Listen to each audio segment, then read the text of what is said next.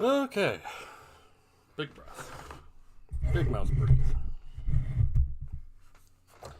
Time for some gaming.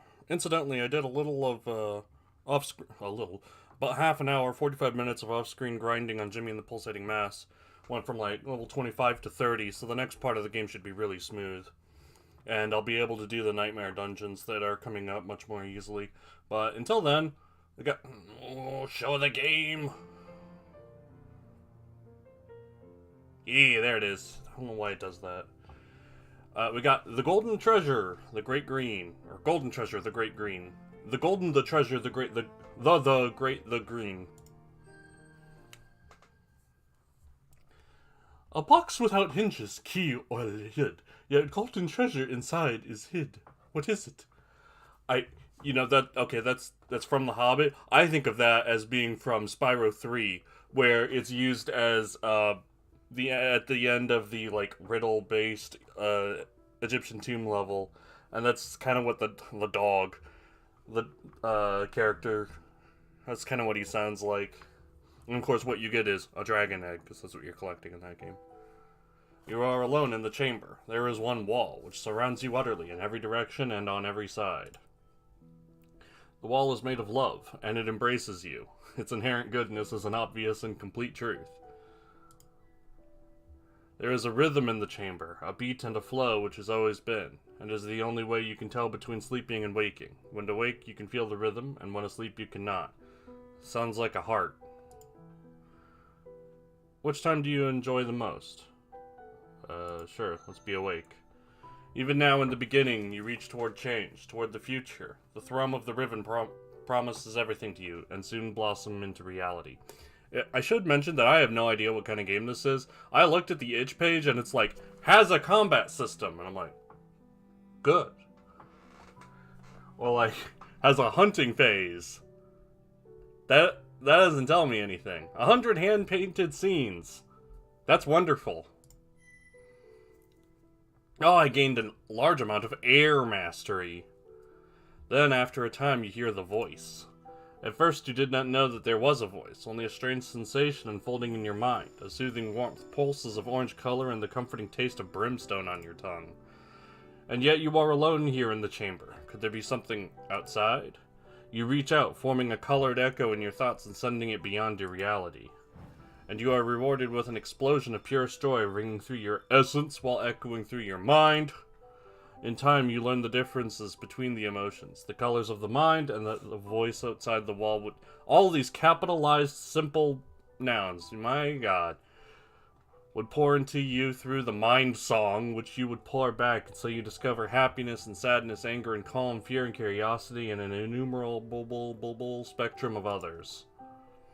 And then the images come, pictures etched into the neon relief in your mind by the song of the voice.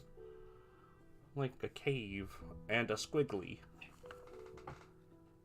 They are images of amazing beings, of stately tree, of honorable, reliable stone, of chattering stream and murmuring sea, and of the great river, who is also called Sun, and the great birther, who receives from Sun and gives birth to all things, which is also called Earth. Earth and Sun are the greatest of beasts, mightiest of all the animals, but next to them in might are your people, the true children of above and below, the kin unto each other, who are also called the Drac.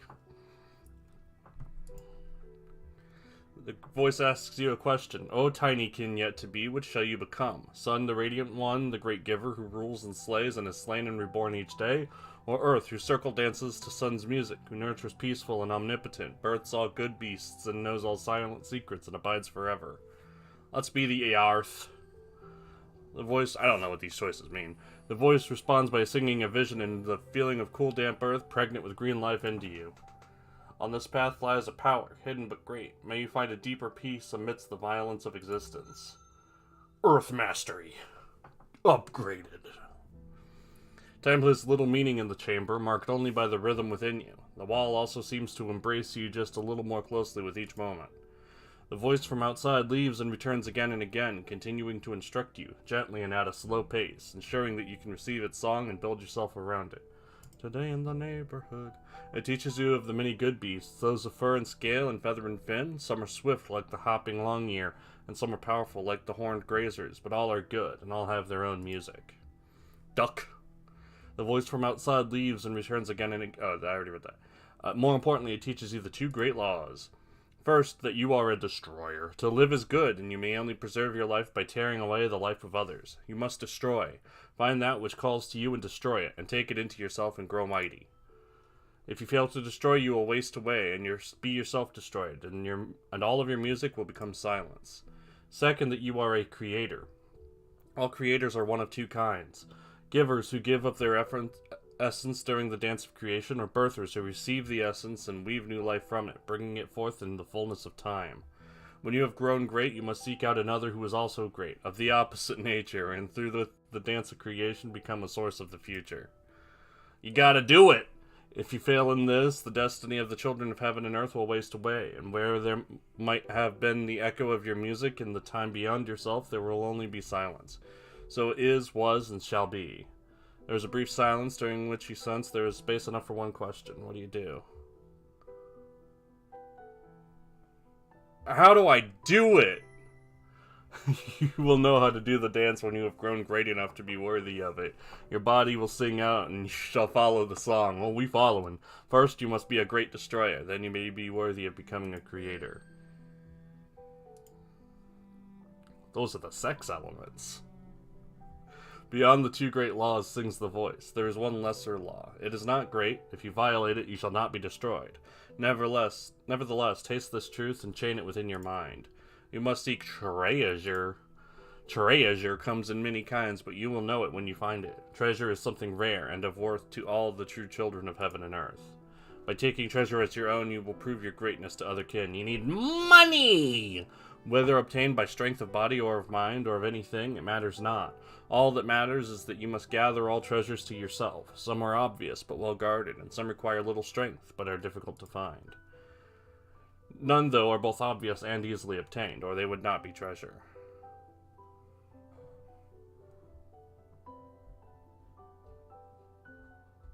Are all treasures such as can be smelled, touched, and seen? No. While all kin value that which is rare and beautiful and can be sensed, some few count other things among their treasures, such as the rare truths and ways of being, or knowledge of the true songs which destroy and create in strange ways. But not all kin agree as to their worth. If you can, you must seek to build a golden trove, a vast gathering and glittering treasure which none could deny. Hunt not the unknown, that path is less sure. However, you sense that there are indeed things less known which may find to be very, very great treasure. Those are the money elements!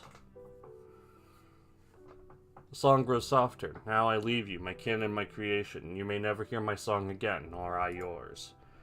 I have imparted the two great laws, as is my duty. You are a destroyer, and you are a creator, and these truths are woven into you like warmth into blessed flame. If you cease to be a destroyer or creator, you would no longer be kin. And you know of the lesser law, the seeking and taking of treasure, though you may survive and be well fed and strong of body. If you have no treasure, you will never be called great among the kin, and you will never know the pleasure of the dance of creation, and your creator self will languish in a frigid world. You'll die a virgin. All other laws are false. These alone bind us. Remember that you are Drac-kin. All other beings of this world must stand in the shadow of your beautiful and terrible music. The rhythm which you feel now flowing through you is the rhythm of life. To have the rhythm within you is to be alive. To be silent without the rhythm is the perfect sign of death. Nature shall now be your guide, companion, and opponent, your friend, enemy, and always, always your teacher. There is no being born of earth, the great birther and son, the great giver, greater than you. The music of our people is great.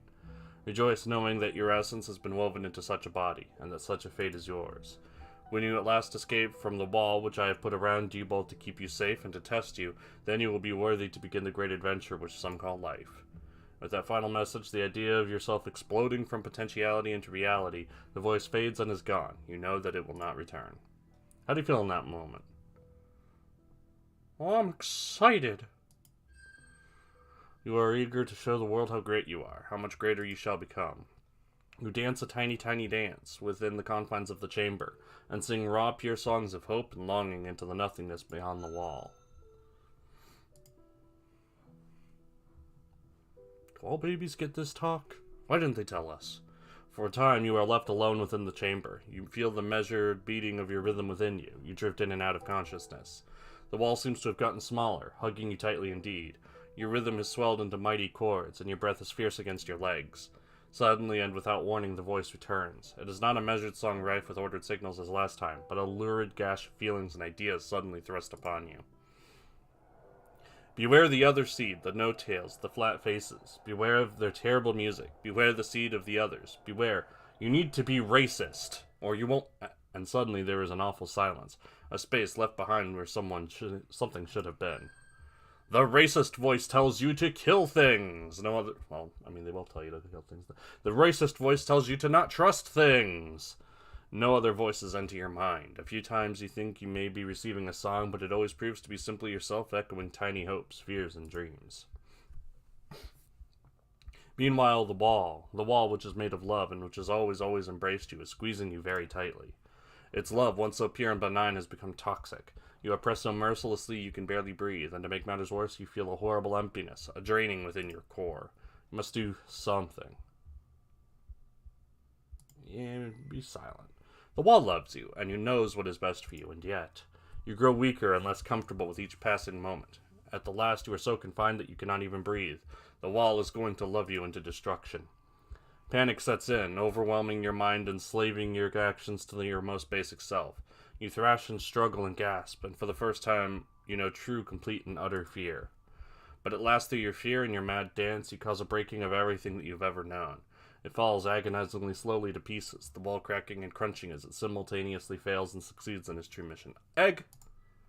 You hear not only with your mind but your ears, and see not only with your mind but your true eyes. Covered in the ruins of the wall, you emerge out of potential existence and into life. So that's why the babies don't tell us. It's only egg babies.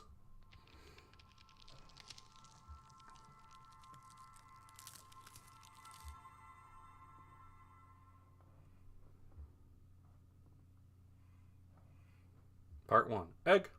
Happy those early days, when on some gilded cloud or flower my gazing soul would dwell an hour. Yeah, decent grammar and mechanics, some lovely parallelism and alliteration. I'm all for, like, religious symbolism in works. And oh boy, do they love their capitalized nouns. You think they're German or something. German, as I understand it, capitalizes their nouns. You are somewhere inside the body of Earth, the great birther. Her semi-soft flesh is veined here and there with the grasping roots of trees, or blockaded by stones who stare blindly at you. The air here tastes of comfort and slumber, and your own body feels as though it is in good condition. But you feel a burning in your core. You know that it is the destroyer within, eager for substance to fuel your being. You fail to find anything to destroy. The emptiness will overtake you, and your life will be lost. You sense nothing to consume here, however. So open up your mouth and go, cheep, cheep, cheep, cheep.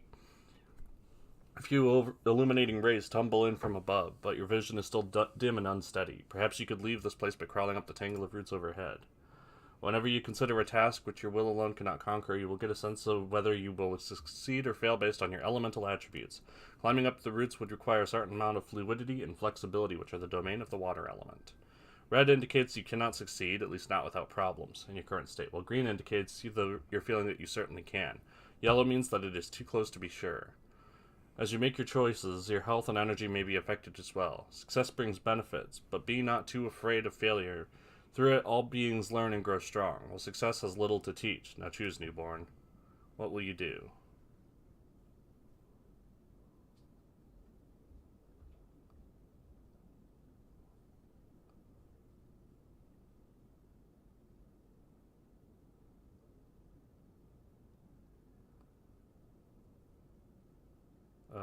Claw your way.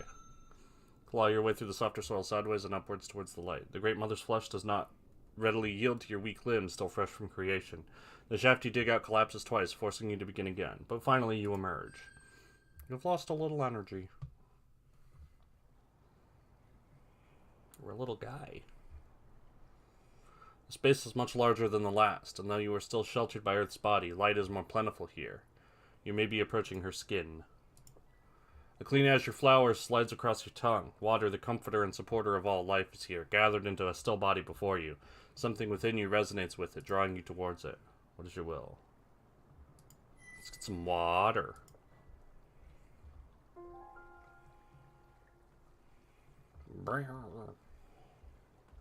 And for the first time, you see yourself.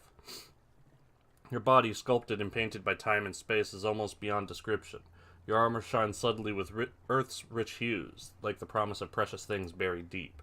Your feathers, each one dyed with more colors than you know the names of, long for the touch of air, and you are crowned with plumes so that all other good beasts may know your sovereignty.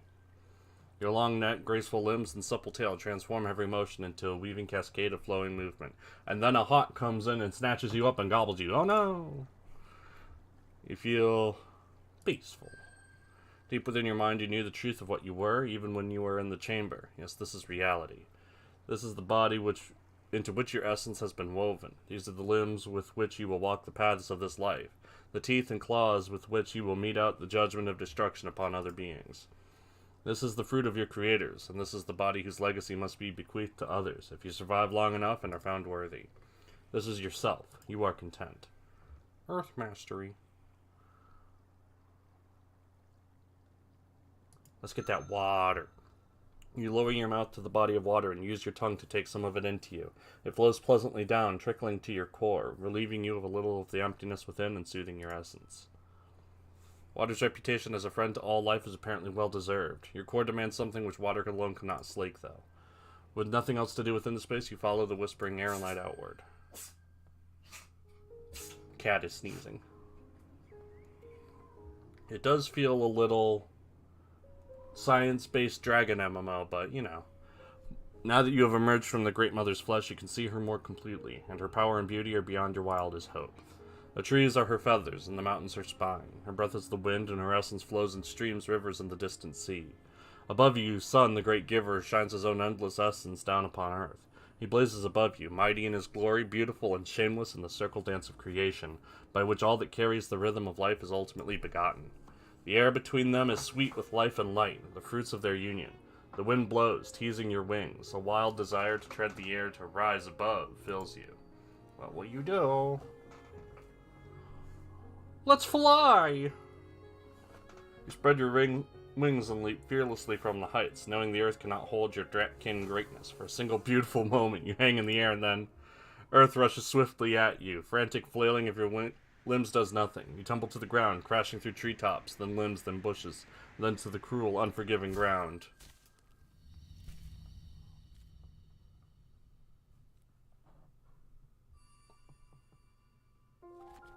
Oh, it is fitting that a kin should reach.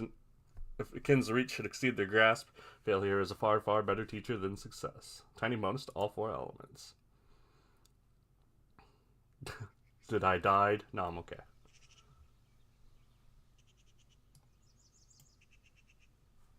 That didn't mess with the. It did a bit.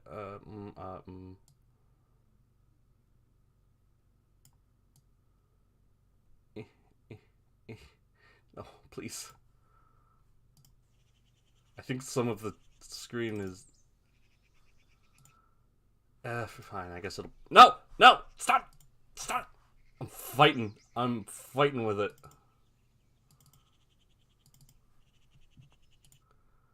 Okay. Okay, we're good. Body ringing with pain, you slowly recover from nature's rebuke. Apparently you are not yet worthy of treading the boundless path of the above. You sense you have much growing and learning to do before you can realize your dream of a few moments ago. Your miserably failed attempt at flight seems to have been witnessed by a small winged beast, a lesser child of Earth and Sun. It stands out against its surroundings in bold black and white. It laughs at you, insulting you with a mocking song.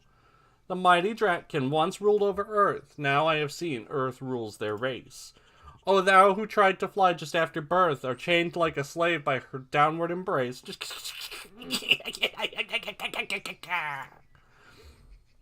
Let the shame of my song and your body's own pain teach you this. Only reach for what you can attain.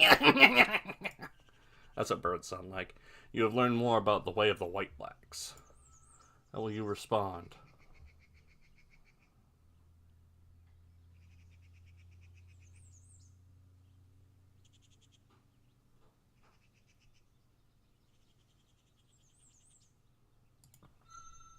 Refusing to reduce yourself to the rhymes of the little flyers, you respond. Safely you sit out of reach and hurl insults, but you would surely not dare to fight even a newborn of the mighty kin. Your flesh smells rancid and your bones hollow and meatless. You envy the treasure of greater beings, scrabbling in the dust for shiny things of little worth. You mock yourself, mocking those with whose great way you imitate. O brief heirling, the flesh of your grandchildren will have rotted to dust in a mere 100 turnings, but my song will echo still in the land. My good song, my strong song of the first children of above and below. Such are the images which you project into the white-black's mind, assaulting its senses with truths, showing its smallness next to the might of the drac. Being dealt with such a severe blow to its ego by a mere hatchling is too much for the white-black, and it shamefully takes wing. In its chagrin, it drops a shiny object, and though it may be of little worth, you have gained your first treasure. I got shinies! A bauble. While simple and lacking any special powers, this bauble reminds you of your very first success. Oh, shucks! Oh, he got me! Moving on, you allow the hillside to guide you downward. You have been following the path of the swift-running river for some time when you are struck by a powerful scent. Flicking your tongue out, you taste the sacred essence of one of the kin on the breeze, floating on twin wings of pain and decay. There is another flavor as well, something strange, something animal, but not, something other. You shudder, your feathers rising upwards involuntarily. What could these strange scents mean? The kins whose scent you now smell could possibly explain, but you are now hatched, and beyond the chamber, all kin are rivals, seldom welcoming the scent of other drac in their territory. Still, there is something familiar in that scent, something which tugs at the corners of your mind. Steeling yourself, you carefully draw closer to its source. Oh, there's people. Destruction. The horrible stillness of a body empty of spirit. The noble red essence of a great kin, shed not in the true dance of destruction, but trapped, tortured in confusion and pain. In the synergy between its scent and yours, you know without doubt, this was the great being who instructed you as the voice. This was one of your creators. The rhythm is now silenced, its songs forever stilled. Already, tiny spirits of decay infest the vast body, feeding off of it, reducing it to void. Something is clawing at you from within, straining at your heartbone and flooding your mind. Fear and rage and shuddering nausea overtake one another, growing and writhing within. You feel yourself instinctively belch fire seed into the back of your throat, only just managing to swallow it again, denying it the chance to explode into a searing flame to consume the things which now sing and dance near the ruins of the one who created you. The things, what are they? There is something wrong with them, something very, very wrong. They seem to have more than one skin, some of them belonging to other animals. The brightness of their body heat is darkened by the cold dead hides they cover themselves with.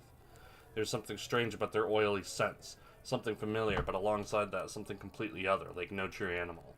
They clutch strange things in their forepaws which you cannot identify, though they reek of the blood of trees, but most horrifyingly, they have no tails! They are tailless! You are split inside, the air within you screaming to run away as fast as you can from this place, and the fire within urging you to destroy these no-tails. Decide quickly. Yeah, obviously you don't want to pick a fight with humans. You flow rapidly through the underbrush, scrambling over rotting tree corpses and crashing through shrubs until there's no trace of either scent or sound of the no-tails. They seem to possess some kind of terrible magic which allows them to cause harm even from far away. Again, this seems wrong beyond all possible definitions of the word. Is not all order in the world dependent on the simple fairness of having to destroy your enemies with your own body? Perhaps the bizarre things are beyond your ability to deal with as a hatchling, and resolve to bring destruction to the misshapen kind. You allow the hatred to become a searing promise within your core. One day you shall grow great enough to defeat their otherworldly magic. Then you will finally be able to put this terrible fear which gnaws at your mind to rest. Large amount of fire mastery.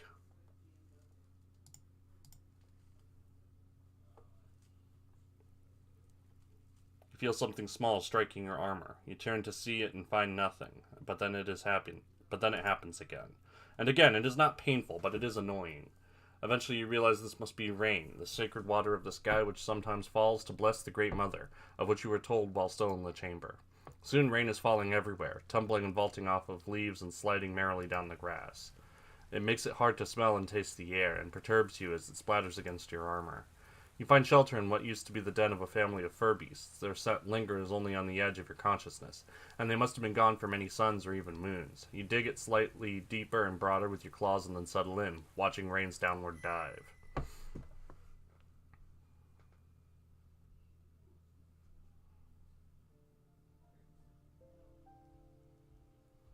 Yes, this should suffice for now. Surely grander layers await you in the future, but you feel comfortable and safe in Earth's body. At last you have a moment to think. You pause, considering your situation.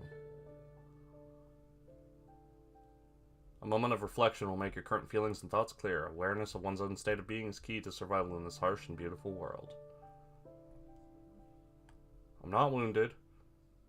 No tails are near my den. Find treasures and seek entrance to the Great Green. I'm hungry. I am a destroyer.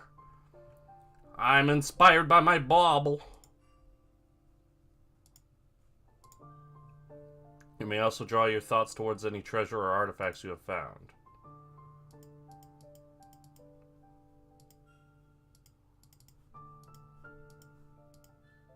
There we go. There is little there now, but if you survive and are bold yet wise, you will gather many. Perhaps some will even have strange and wondrous powers. Here you can recall the many denizens of the Great Green you will meet. As you explore, hunt, and survive, your knowledge of each of the many tribes and people of good beasts will grow, and their secrets will be revealed to you. If you wish to leave the waking dream of this life and return to your other reality, or change certain aspects of this one, you will find such thoughts here. Your progress will automatically be saved and remembered, so do not fear the void. Your relationship with the Great Four, the elements which make up reality, will be your key to survival. At any time, you may draw your thoughts towards the elements to more closely comprehend their gifts.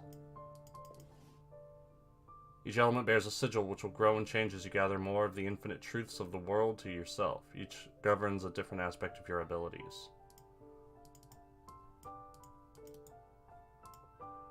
The fire element governs your physical strength and ferocity as well as the power of your fiery breath.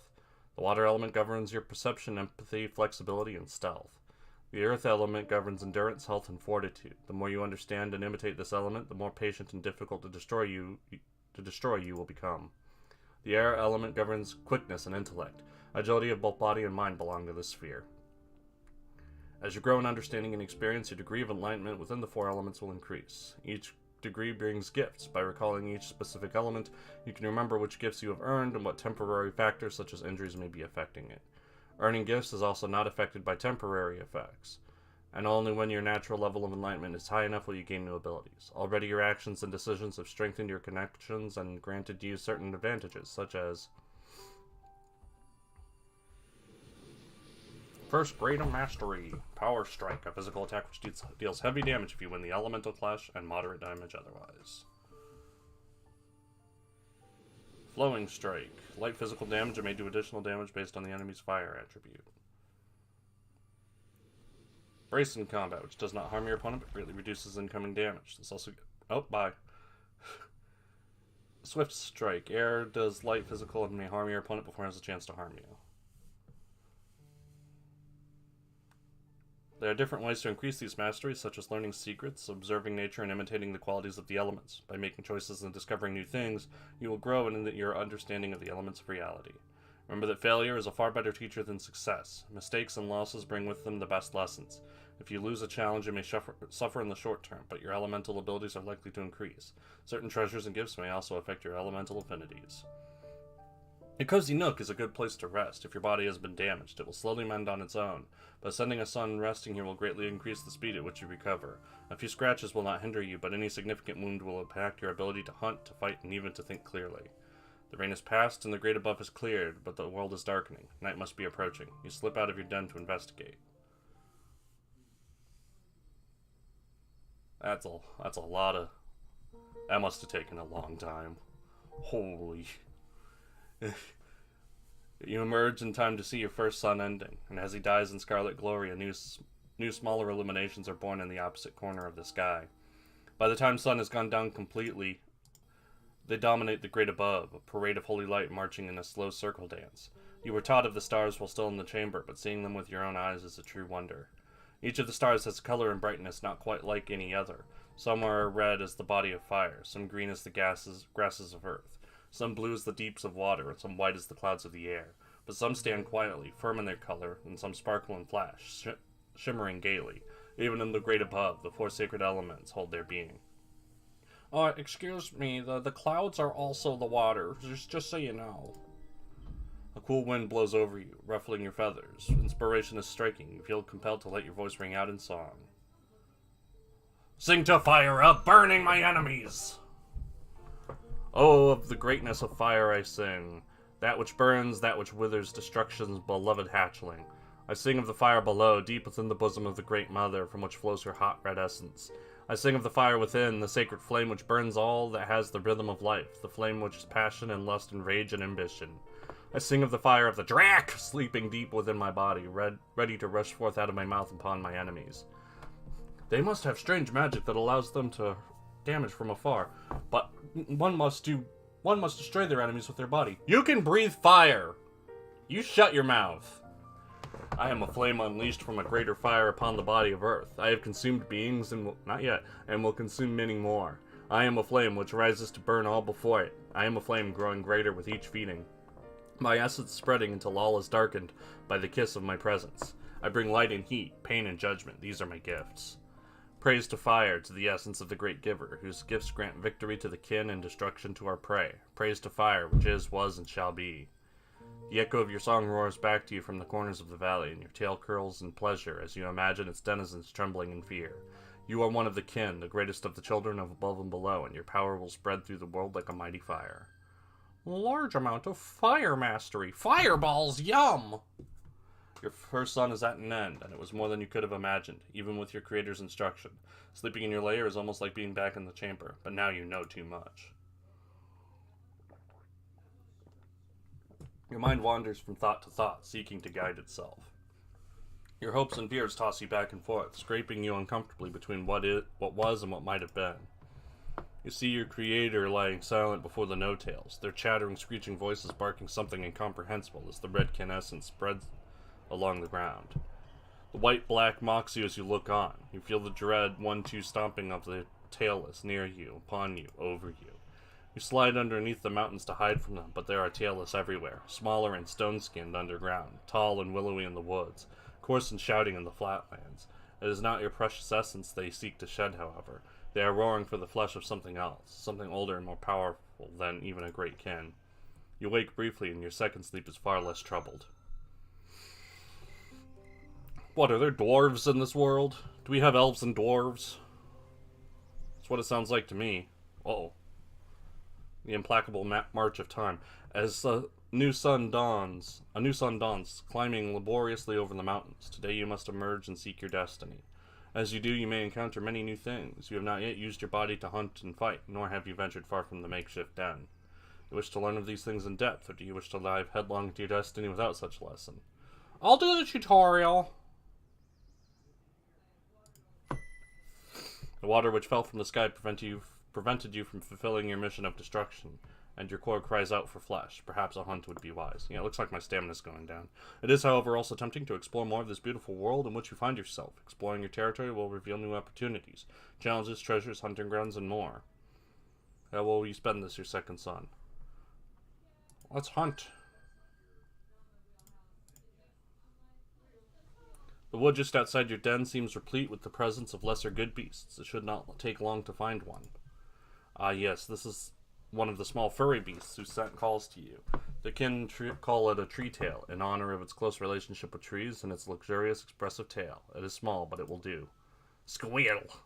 Understanding the music of your partner in the dance is vital. Begin by examining the tree tail more closely. Any good beast such as you can easily sense how much fire there is in the essence of another. Fire influences physical might and how dangerous an opponent will be in the dance of destruction, which some call combat. If they are strong in this element, beware. You may catch them only to find they are quite capable of destroying you instead. As you can see, this is not a great concern when it comes to tree tails, as the gem is empty and not even a small part of the sigil of fire is shown. This is your opponent's water affinity. The more complex the water sigil, the keener the prey's senses, and more difficult they will be to approach without discovery. The Earth's sphere represents health and resilience. A being strong in this element will not easily surrender its essence. Great effort will surely be required to bring something great in Earth to destruction. Beings with high Earth also possess a strong will, and so even indirect attempts to harm one will fail unless the attacking element is even higher. Once again, tree tails, compared to other larger prey, are not very difficult to bring down at all, provided you can get your claws on them. This is your opponent's air affinity. Note that it seems to have a little mastery of it, indicating that it is slightly quick. Compare this with your own air ability to see how difficult it would be to chase. Prey with high air affinity may be all but impossible to chase down and must be defeated by other means. Although you can sense roughly how attuned to each element a being may be, where their strengths lie, only by testing your abilities directly against them can you be sure of their skills. Be aware that many beings possess special abilities which allow them to survive upon Earth. Tree tails, for example, have the ability to climb, and so attempts to pursue them from far away will automatically fail. They will be able to reach a tree and scurry to safety. Only attempt to chase them after approaching as near as you can. A good way to begin a hunt is by stalking your prey, silently attempting to draw as close as you can without being noticed. The water element, which governs the senses, is your greatest asset here. The more powerful your connection to that element, the more silently you can move. Size also plays a role in stalking. If you are larger than your prey, you will be at a disadvantage, and if smaller, at an advantage. Your prey... Your prey has surely developed keen senses of its own in order to avoid destruction by predators such as you. To successfully close the distance without alerting it, your water mastery must be greater than the tree tails. This one smells old and weak, ripe for consumption. It's time to put your skills to the test. Ah, yes, you are now much closer, close enough to smell its fur, its personal scent, even its nut-tinged breath. Charging at it now is tempting, but you find yourself fascinated as you watch it forage for food. It moves in a particular way, not quite like that of any other good beast, and in observing it you may learn something. Yes, you are learning. Nature is an excellent teacher. If you hunt and observe each prey enough, you may gain a glimpse of their deeper truth, and in finding it incorporated into your own way, become stronger. But you have sensed enough. Your hunger for its tender flesh and thirst for its crimson essence. If you strike now, you might succeed in the chase, but perhaps you could draw even closer. So near now, and your prey is still completely ignorant of the shadow of destruction that falls upon it. If you strike at it with all your speed and strength, it will not stand a chance. Wait for the two circles to become one, and then act quickly.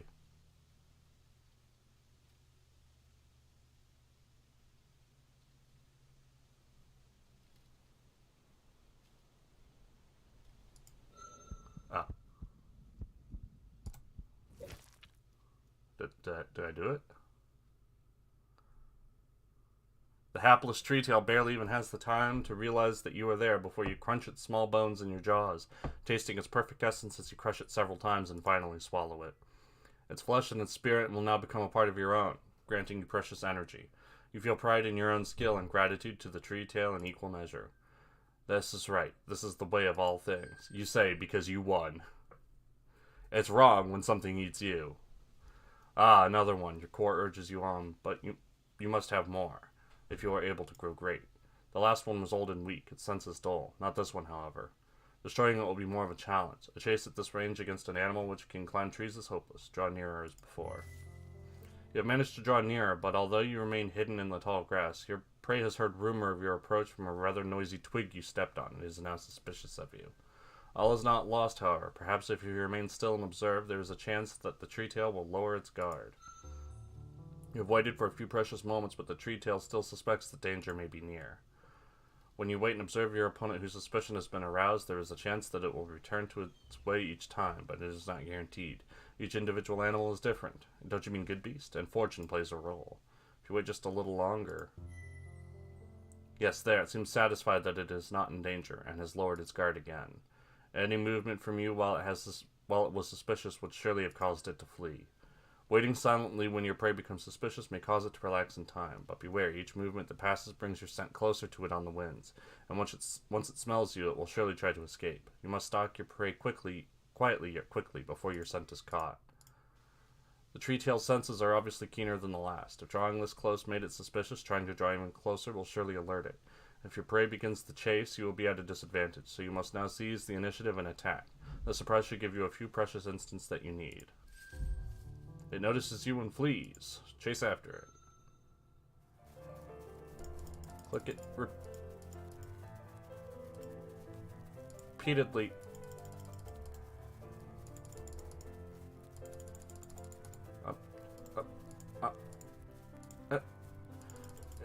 Up, click it, click it. Got it. That's funky. As you feel the luscious body of yet another tree tail move slowly down your craw, the joy of pure wholesome destruction again sinks in. This is the dance of destruction, the fight for survival which all beings dance with each other, and it is good, and it is as it should and must be. Gain some energy. You no longer ache for sustenance. Your core is mostly quieted. There is, however, room for one more. You may hunt up to 3 times per sun in an abundant hunting ground. Fewer prey exist in middling or sparse area. Sun and Earth have blessed you. You have discovered a wounded member of the delicious long-ear tribe. Normally you would have to stalk and pursue it, which is no mean feat, as long ears have swift feet and keen senses. However, this one is sporting a broken leg. It senses you, but it cannot flee. Let combat, the true dance of destruction, begin. Put up your dukes! You bun? The true dance of destruction. Though your foe is not the most powerful of beasts, you cannot help but shiver a little. Both of you are wagering life, the most precious of treasures, against the skill of the other. Like most aspects of life, fighting is ruled by the elements. Begin by examining both of your own current mastery and those of your opponent. They're very blue and very air. The element of fire is one of the 2 elements which rule over combat. As the element of strength and power, all physical damage is based on your mastery of fire. This particular long ear is much weaker than most of its kind due to its broken limb. Do not expect long ears to be this feeble in the future. The other element, which is crucial in the dance of destruction, is earth. As element of fortitude and endurance, earth dictates how much damage a creature can endure. All actions taken in combat are associated with a particular element. A simple biting attack, for example, is one of the earth element, while your burning breath is of course a fire attack. When you select an action, your opponent does as well, and both of them clash together. Certain elements have advantages over others. Water is strong against fire. Fire rules over air, and air defeats water. Earth is neither advantage nor disadvantage against the others. Each good beast has a way, which gives it certain options and a set patterns of attack. Long ears, for example, will always use the repeating of earth, water, air. You do not know where in the sequence it will begin, but once you are familiar with an animal's attack pattern, you should quickly be able to tell its next move and turn the fight to your advantage. Let us begin with a simple bite. Being of the neutral earth element, this is a relatively safe choice. Give it a chomp. The clash. Both of you have been affected, though you have but a tiny scratch. The long ear is more seriously hurt. Your opponent is battered, and worse for wear. Your attacks are having an effect. As creatures, including you, are wounded, their air, water, and fire abilities will decrease. The earth always stands unchanged. Since it used an air attack, long ears will always use an earth, water, air pattern. We know that its next move will be an earth technique. Nothing is strong or weak against earth, so any attack will do for now. Let us use Swift Strike, an air attack which affects your opponent before you are affected by its attack.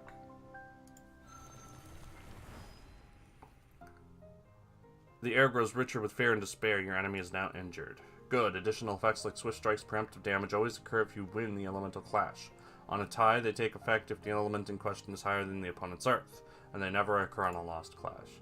Your opponent's next attack will use the element of water. Because air is strong against water, let us use Swift Strike again. The redolent essence of the long ear dances on your tongue. It is crippled and stands in the very shadow of destruction. Victory. You gained additional damage and triggered a special effect by using air against water. The long ear is now badly hurt, and its next attack will be of air. It is time to finish this. Breathing fire will bypass most armor, but it costs energy to use. Unlike most simple strikes, it is time. Fireballs! Yeah, breathing fire will bypass most... Oh, I already said that. Ah, delicious indeed. Future meals will rarely be so easy, however. Be sure to use stalking to observe and get as close as you can. Pursue your prey swiftly and fight wisely. The great four, water, air, earth, and fire, shall be your guide. Beware, however, the good beasts of field and woodland are not the only beings in this world. Some have strange gifts, and others, such as the no-tails, may use their bizarre minds to break the rules of the dance. You've gained some energy.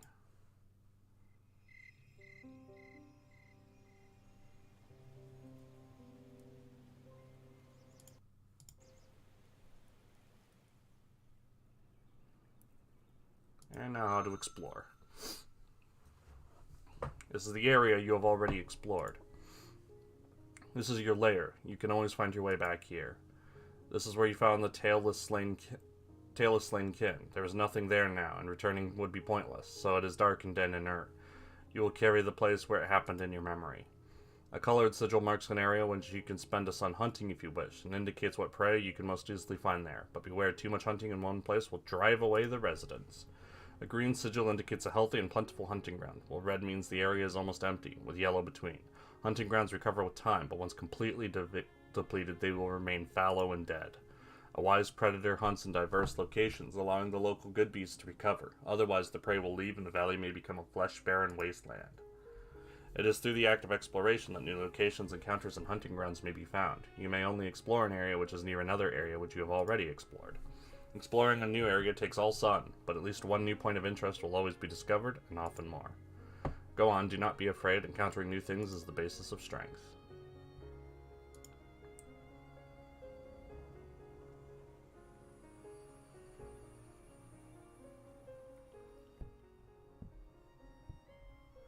You have uncovered a beautiful meadow. There the grasses grow high, sheltering all manner of good beasts. White sigils mark the places where you have found an interesting scent. These unique locations may harbor treasure, special encounters, or unknown dangers. This scent is especially powerful, and has a familiar tang which strongly piques your interest. On another sun, when you are well fed and rested, you should certainly investigate. It may bring weal or woe, but so long as you survive, you will grow, both within and without.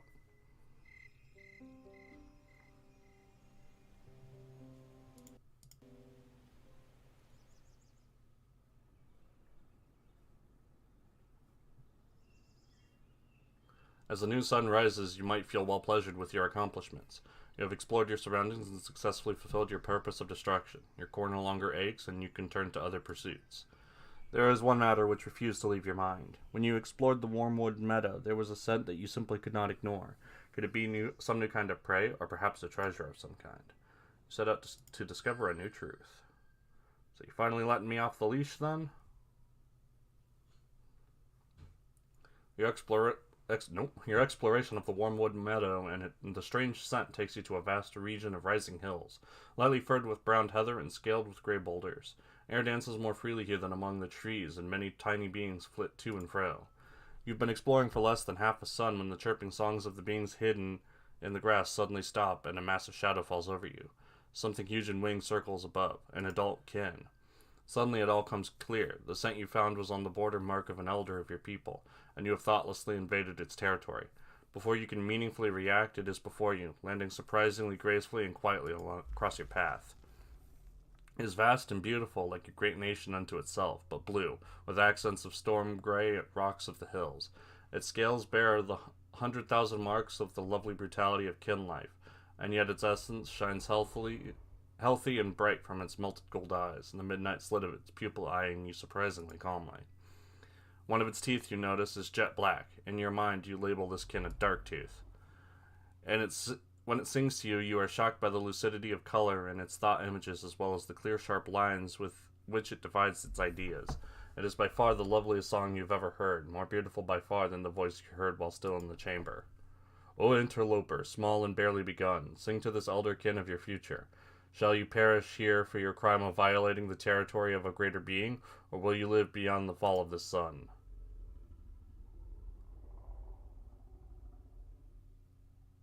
Let's be humble and try to just. Well, I'm just a little baby. After hearing your song and watching your low-headed dance of submission, Darktooth's tail settles into a less threatening position. Humility is the beginning of wisdom. You may perhaps taste the morning sun's rays again.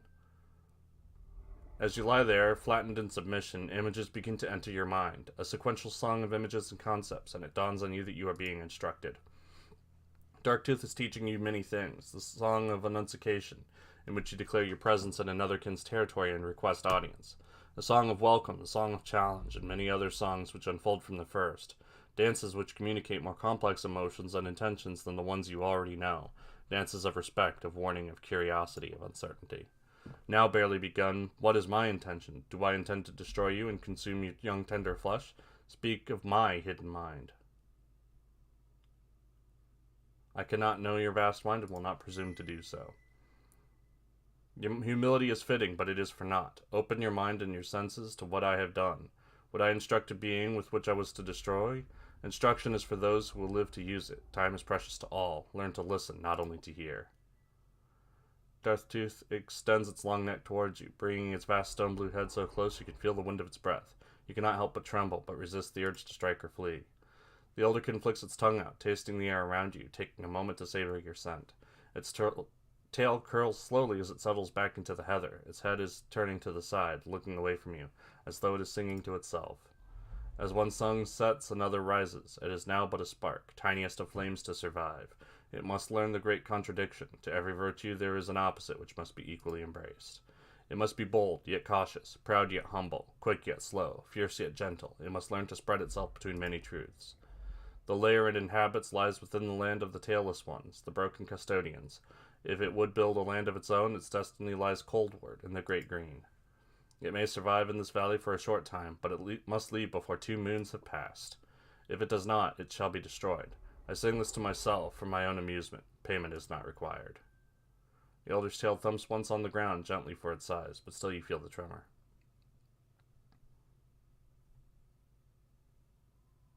Let's be a little jerk.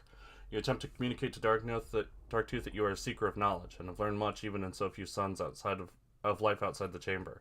You sing of taunting white blacks, and of seeing a mighty kin, one of your own creators, destroyed by the tailless. You sing of the stars and the mountains and the stream outside your temporary lair. Darktooth begins to draw in breath, more and more, its vast feathered chest swelling outward. For a moment you stare destruction in the face, certain that you are about to be obliterated by its breath weapon for your insolence. However, instead of spewing forth destruction, Darktooth's huge muzzle parts in an enormous yawn. Nothing is sung. Its complete and utter indifference to what you have stated communicates your own foolishness in attempting to impress such an ancient being more loudly than any song. The elder rises slowly onto its vast haunches and spreads its hill-covering wings. Oh, on a new sun, once again, we shall stand on this plain, the newly begun in the elder. You shall grow stronger. Do not return empty-mouthed. Nothing shall be given for nothing, and something for something. It bounds forward, striding over your submissive form as though it were nothing but a tiny shrub, gathering more momentum, and then, spreading its wings, is borne aloft. It turns a wide circle in the air, flying over you. That which is above is like that which is below. It intones directly into your mind as it soars higher. All beginnings are endings, and all endings beginnings, remember. It disappears from view over the warm wood mountains. You remove yourself from the edge of its territory as swiftly as you can, and wonder whether you have the courage to return to this place again. Aw, shucks, I shouldn't have done that.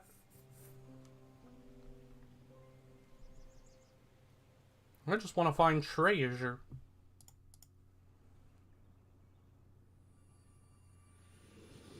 Second greatest master in the fire element. Your fiery breath such that you may now execute a fire flash, which does a small amount of burning fire damage and may briefly blind your opponent.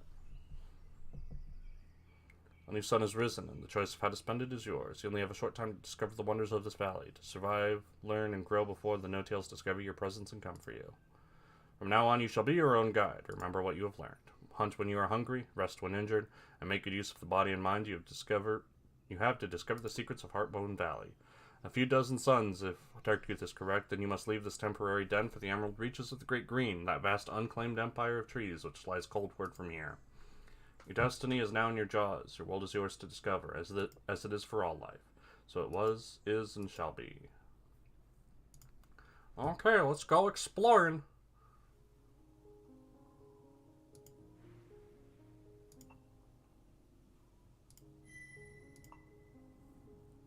Okay. This one. What's here? A shallow section of one of the 2 streams which divide Heartbone Valley and into its namesake shape is full of stones, which have been smoothed and polished over many turnings by water's tender affections. Most are too dull and common to be of any real interest, but a very few of them are quite beautiful. You could spend a sun here or 3 searching for worthy baubles to add to your trove. You will of course find fewer and fewer with each new search, as the high-quality stones grow harder and harder to find. Will you spend the sun searching for rare stones among the thousand common brethren? Yes, the task threatens to become tedious, but the occasional rare discovery paired with water's trickling song keeps you interested enough to find 7 stones worthy of becoming part of your collection. Perhaps you might return another sun for more, though the bounty will probably be reduced. We got rocks! We got rocks and rocks and rocks and rocks!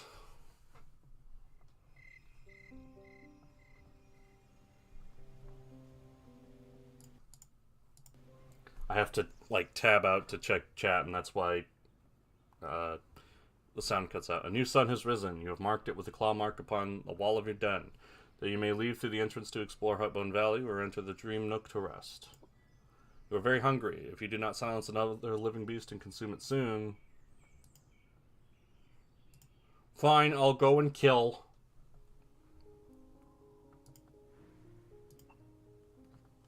Hunt here for this sun. Several scents on the air, one familiar to this place, but a few others. Which will you follow? Let's go after a bun. You encounter a long ear foraging for food, following the way of its people. It makes no sign of acknowledgement. It seems not to know you are here. It remains just on the edge of your senses, a great distance away. It has paused and is actively scanning its surroundings. While not immediately in front of you, it is not far either. Will you strike now, or observe? It seems completely oblivious to your presence. It is not very far away. If you dashed at it now, it would only be several heartbeats. It notices you and flee. Chase after it.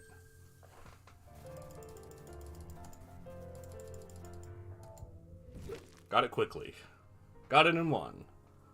Dance of Destruction. And I can check ones.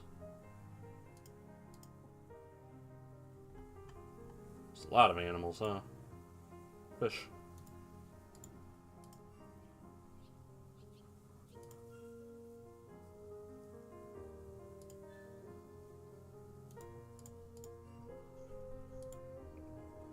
Alright, well, let's start with Earth.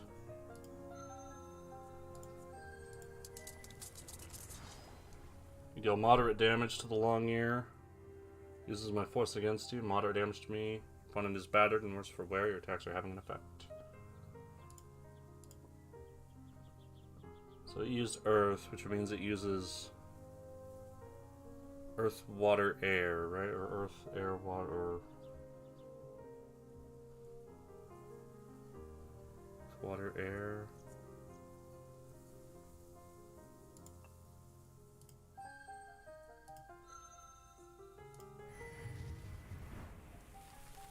Scorching your foe and blinding them. It is crippled. I am battered.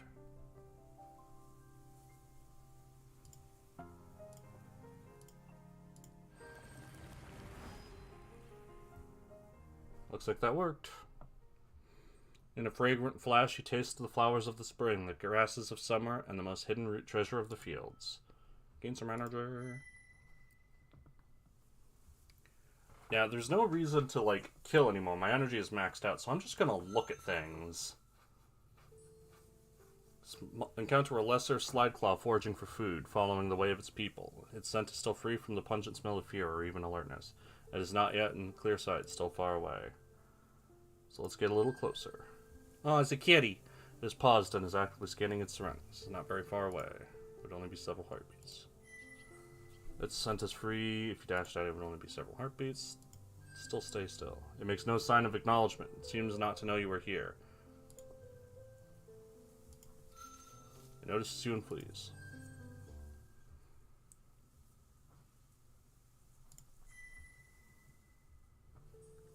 Taste of shimmerling essences upon the air. It is as of yet ignorant of you.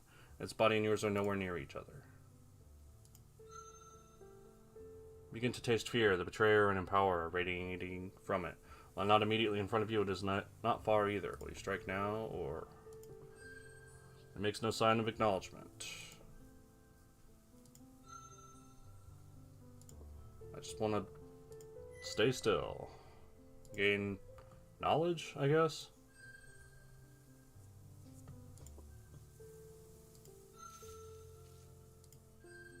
Wings away, escaping your grasp.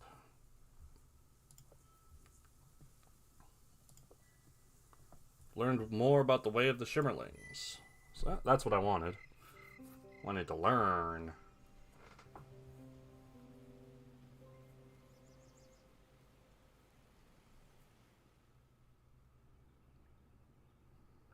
New sun has risen.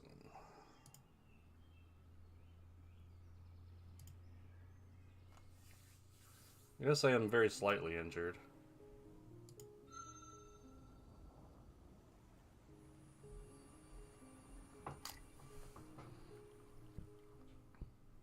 Following the coldward bank of the running river, you pass through lush meadows and tall green grasses brimming with tiny beings. Where the two rivers become one, a deep pool calls for further exploration. You've heard of swimming, but have not yet tried it. Perhaps it is time.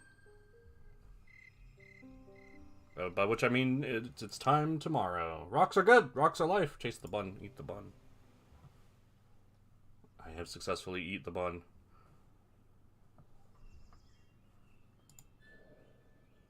Body is in fine condition. I guess I recovered on my own, since I was only slightly hurt. Let's try out a swim.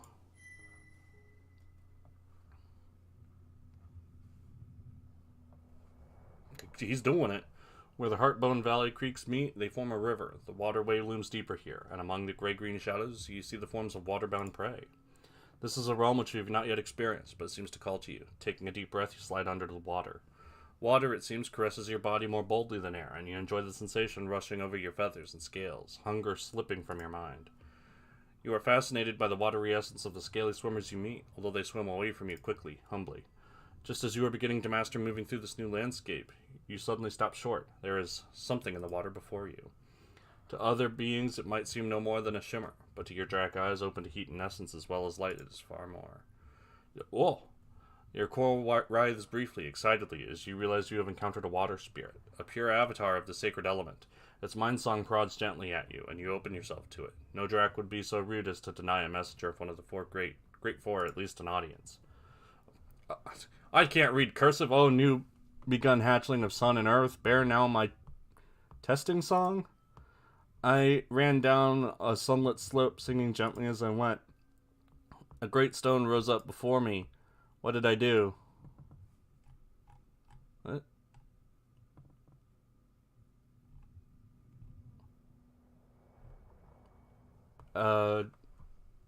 You went around it.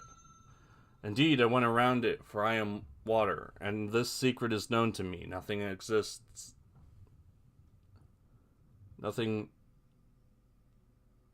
exists, around which a way may not be found. Look always for the curving path the other way. If one's heart is pure and clear, one can dance around all things, as one finds the flow of the world, and obstacles become adventures. Let us play, let us sing together again. The water spirit loops about itself in an expression of joy, dispersing its essence slowly outward until it has become a whole waterway once again. You need to breathe, so you rise to the surface. But before you do, you manage to catch a rain scale, a savory, water-bound scale beast in your jaws. That is 2 satisfying meals you have had today, though only one was for your body. Water mastery and energy.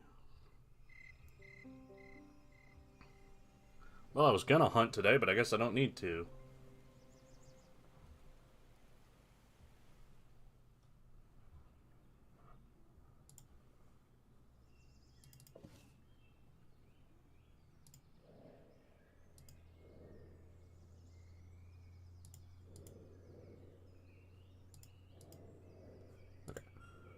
I'm hungry, occasionally reminding me. Body's in fine condition. Okay, yeah. Hunt tomorrow. Tragedy tomorrow, comedy tonight. Investigate this area, yes.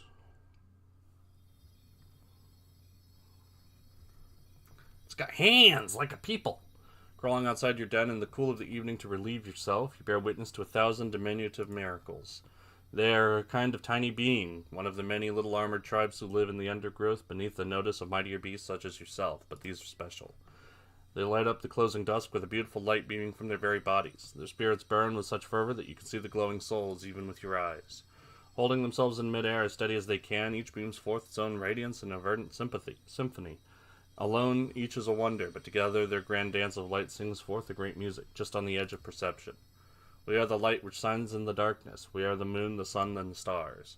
We have found the light within us, and share it with all without shame, without thought.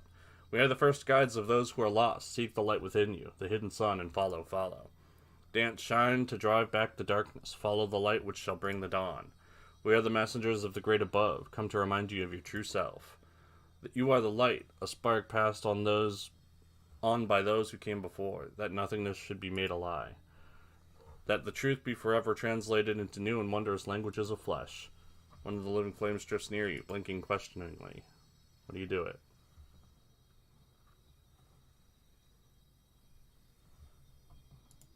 Do this. You attempt to sing your response, but whether you use your voice or your mind, the tiny beings do not react.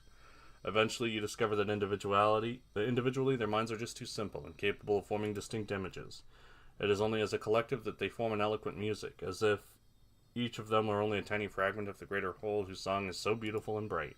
Eventually, you give up attempts to communicate. They are altogether a song, existing not to hear, but only be heard. Your promise to seek the light within must remain a secret one, shared only with yourself. Time and your actions will determine whether that momentary oath to one day discover your true self will be kept. Whether you will become the one to open and discover the door. But I got some experience, so it's all good.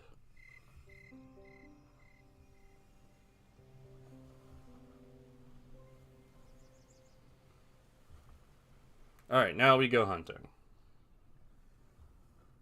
Oh hey, I got more air. Wind reading. When you begin a hunt, you will be informed of how long you have before your prey catches your scent. Speaking of which, let's go do that. Hunt for squirrels.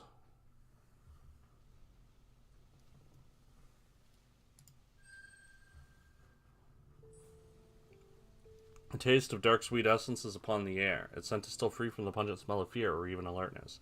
It is not yet in clear sight, still far away. The wind is neutral and will not affect the hunt.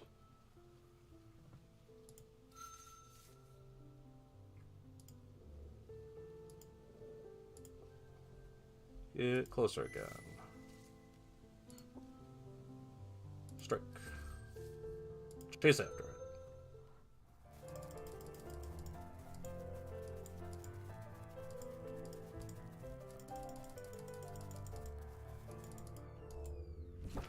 The process of shifting screens feels awkward.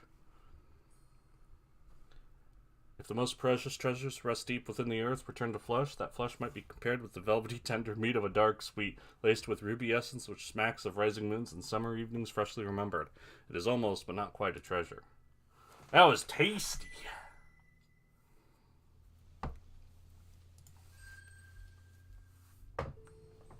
I was thinking skunk, but no, it's a weasel. The wind has spoken to your nose and ears, bringing tidings of a lesser stink strike in the area. It makes no sign of acknowledgement. The wind is not in your favor and carries your scent directly to your prey. You must move quickly if you wish to sneak up on it. I just want to look at it.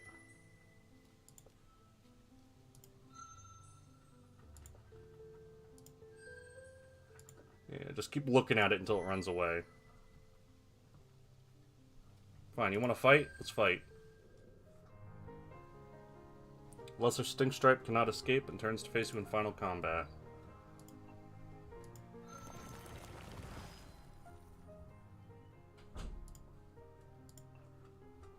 Let's go for Fire Flash.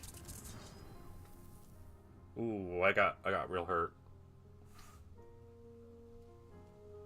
Your essence sheds crimson, and now you are truly injured.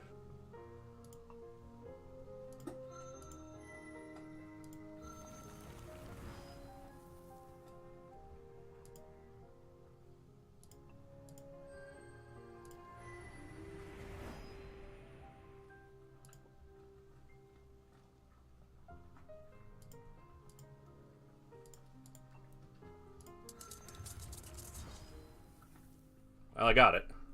Got hurt in the process. The freshly destroyed, the flesh of the stink strike is almost rancid, pickled in its distinctive fiery essence. Still, you do feel nourished. I learned about them.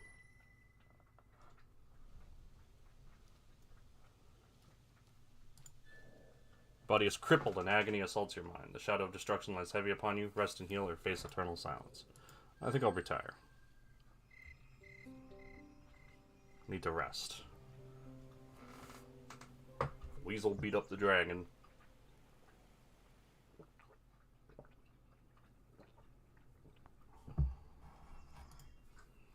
Rest and recuperate.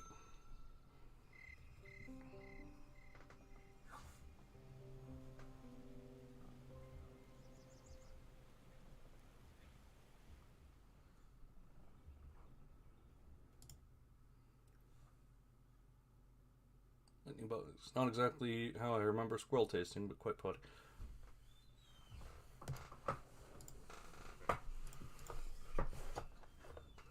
get the dark sweet, whatever it was.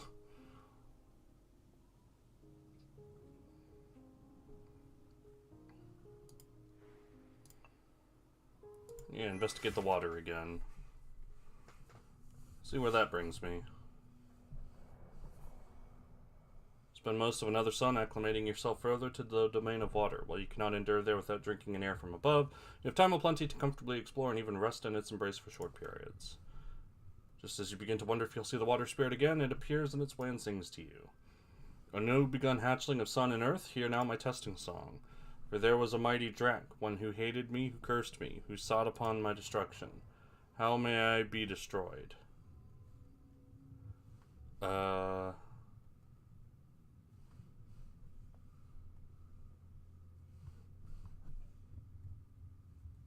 So wind beats water.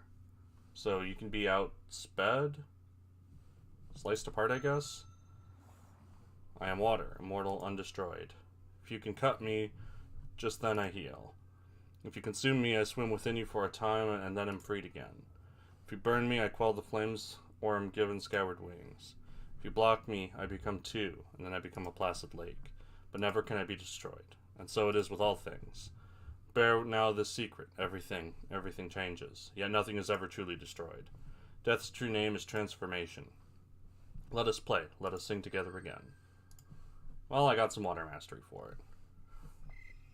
I mean, like, the water stat is beaten by slicing. I guess water itself doesn't. And that's what he was talking about. But I got level 2 water. Flow like water between branches and small claw holes, allowing you to climb trees and pursue other good beasts that do the same. Those squirrels don't know what's coming for them. I'm still battered. Alright, well, let's go ahead and sleep again.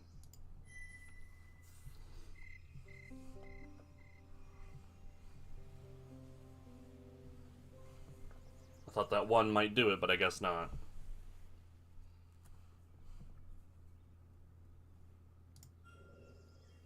Now I'm hungry, but not super hungry. So let's... Oh, good fortune shines upon you this day. Nearby you find the silent form of an infant wood strider. It is unclear what destroyed it. It has no wounds upon its tender, juicy body, but its spirit is gone, its rhythm quieted forever.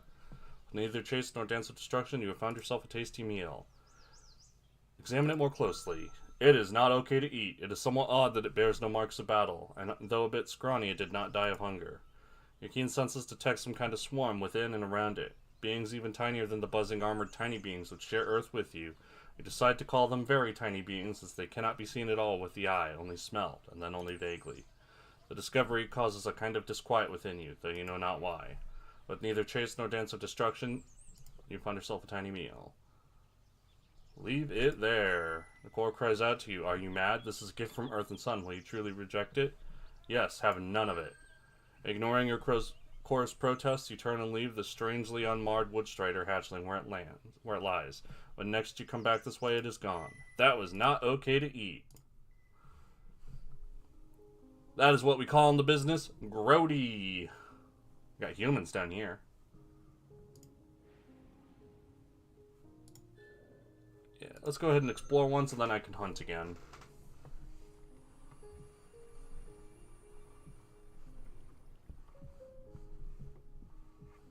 Roaming further along the coldward bank of this part of the river brings you to a small lake. Charitable Water's call brings many good beasts to this area, making it an excellent hunting ground for certain types of prey, but there may be other lessons here for a young drac with an open mind.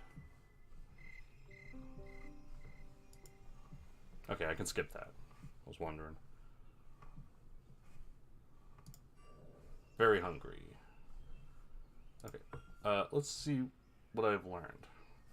Now, this small yet formidable fur beast is called a stink strike due to the overwhelming smell emanating from its rear glands and its lightning-quick, vicious strikes. Its long body is reminiscent of your own, with small yet powerful limbs and a flowing grace to its movement. Comfortable in all environments and brave almost to the point of idiocy, stink strikes are renowned for almost never backing down from a fight, and many a larger predator has learned that they are simply not worth the trouble, at least not if they are healthy or even alive. They eat almost anything smaller than themselves and seem to burn with an inner fire so fierce you can taste it.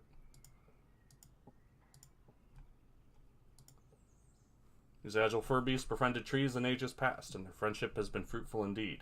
While kick enough on the ground, tree tails flow up and down tree trunks and dance on branches almost effortlessly.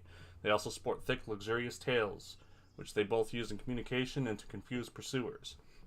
As one would expect, they are never far from their arboreal allies, favoring woods and forests where trees are plentiful. Their flesh is slightly savory, though there is not much on their little bodies, especially before fall. Didn't learn anything about the dark sweet.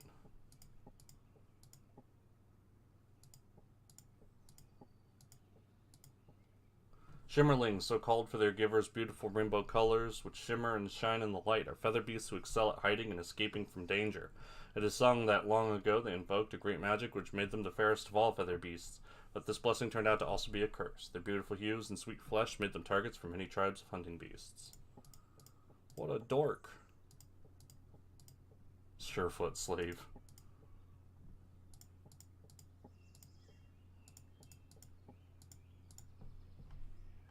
You can go after some pretty serious oh, Jesus. Go after some pretty serious dudes. Bald eagle. White-black. This is a white-black, known for being both clever and annoying in equal measure. Like their close relations, the Blackburns, their intelligence is far beyond question. Few, if any, beings so small can boast such a dense and inventive minds. However, their cleverness is sometimes so extreme that it becomes stupidity. They are quite mercenary, sometimes ripping pieces off of much larger beasts to eat and leaving them bleeding, but also very proud, quite convinced of their own superiority. Got 7 shiny things.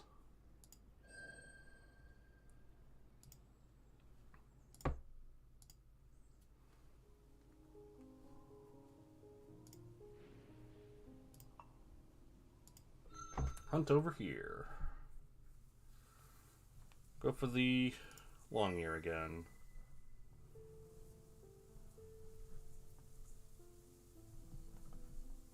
It's already pretty close.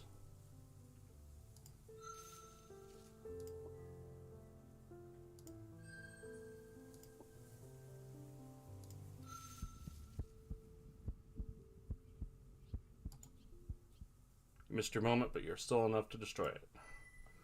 I almost got the instant kill.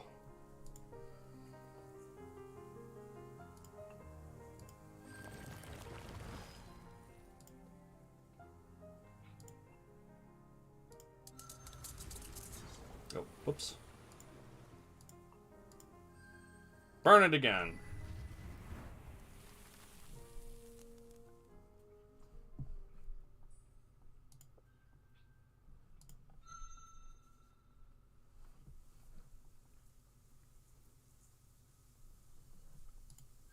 Small scale beast, smelling of the meadows. Ooh.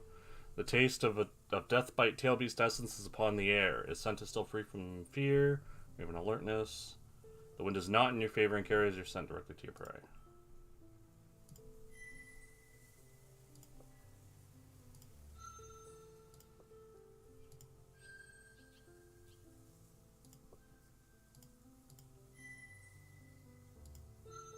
Run away.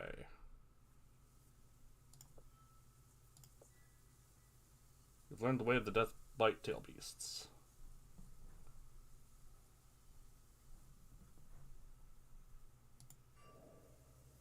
I'm still a little hungry, so let's try again. Wind is neutral and not affect the hunt.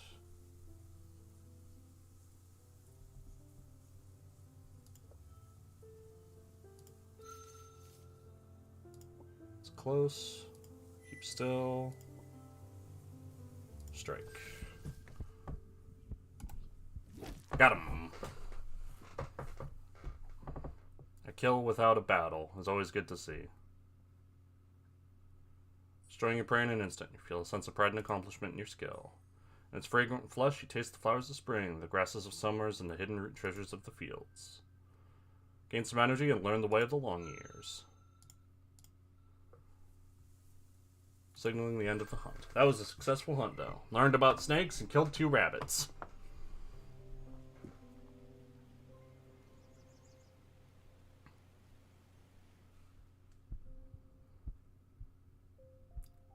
Your beautiful body has come under attack by countless very tiny beings.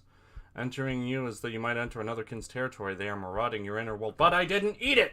Breaking, polluting, and poisoning your essence. They did not even issue a formal challenge before their invasion. The entire affair is outrageously impolite, made all the more frustrating that you are unable to burn them or hunt them. You cannot even use your mind to its regular extent. It is largely preoccupied in fighting the invisible interlopers. Your only solace is knowing that you made the right decision by not eating the questionable flesh of a few suns ago. If this was caused by simply being near it, as you suspect, it would surely be far worse had you succumbed to the temptation. You have little appetite, but perhaps some hunting will help your body rally, or exploration re-stimulate your mind. Your core is telling you to stay in your den and not move, but the no-tails continuously draw closer to discovering you, not to mention the fact that you feel restless and irritable. Darktooth may be able to provide advice, but the trek to its territory will be laborious, and its assistance, of course, never free. Let's go out as normal. You will not allow these very tiny interlopers to get in the way of your progress. You resolve to go out and continue your life in spite of the difficulty.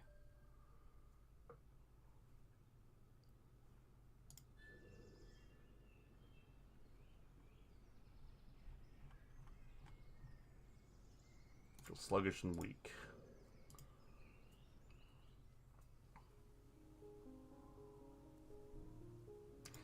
You know, I said that. I think actually I should rest since I'm battered anyway.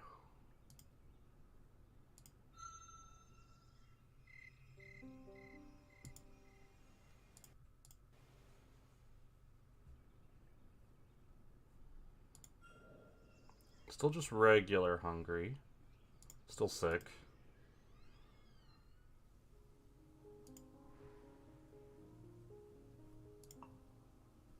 Look at the deer.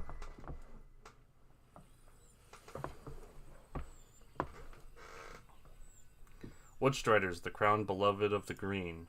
Many are the names of these pure, swift beings who, though quite large for a fur beast, move with an almost impossible grace. You have heard of them, but this is your first encounter with a clan of their kind. All of them bear a spirit crown, which is also said to have been given to them by the spirit of the Great Green. Incredibly, one of their crowns has even manifested physically, adorning its head in reality. Powerful music indeed.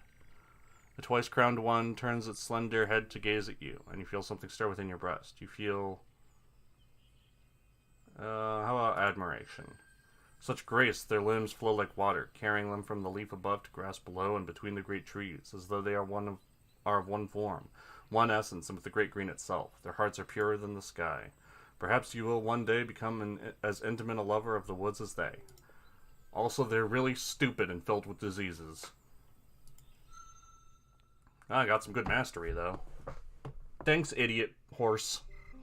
Thanks, sick dogs.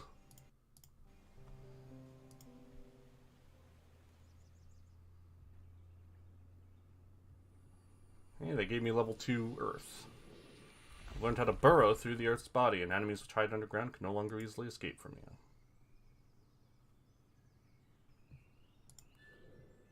Still regular hungry. Your body is pristine, except for the very tiny beings. If I can go another day without eating, then that would be helpful. What was this again?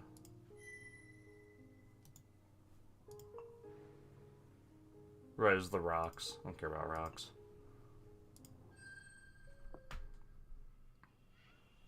Let's look at some herons. I've come across a trio of lesser spearbills. They seem distracted by some kind of discussion. What do they do? Wait and observe. Begin to catch shards of their conversation. And so we must proceed with the assumption that all things can be understood given time and observation. The core elements of reality, earth, air, fire, and water, are predictable and finite, and all things proceed from their motion. It cannot be denied that there is such a thing as expert knowledge, and that such knowledge has both value and merit. Thus, it is that the wisest of beings gather information. Oh my god, they're nerds! Disagreement, says another, slanting its head slightly to the left. The true nature of objects is clearly unknowable. The desires of the observer, as well as the limitations of its senses, ensure that no matter how much information is collected, the true nature of external creatures or even objects remains forever out of reach. The wisest observer attempts to understand themselves, and by having a greater control over their own cognition, can get closer to the truth than those who remain ignorant of their own psychology. The mark of wisdom is not information, but self-knowledge. Both of you, says the third, dripping its bill briefly into the water, are making the same mistake. You are assuming that objects have a true nature to begin with. The one song is empty, with all meaning and even substance. It is not that truth is hidden by the senses, but that it never existed to begin with. It is but a vain hope of limited beings. A wise being does not seek to accumulate a wealth of information, nor even to understand themselves, for none of these things can be said to matter or even exist. The one song is empty, and a truly wise being knows only one thing, that they know nothing, and abandoning all need for understanding, simply lives, free from all judgment. Who invited Bird Nietzsche? You have learned more about the way of the lesser spear bills. The wisdom of the Drac is renowned. Let us ask the one hiding ineffectually nearby, one suggests, and with subtle motions of their head, they turn their eyes and ears to you. Hey, what up?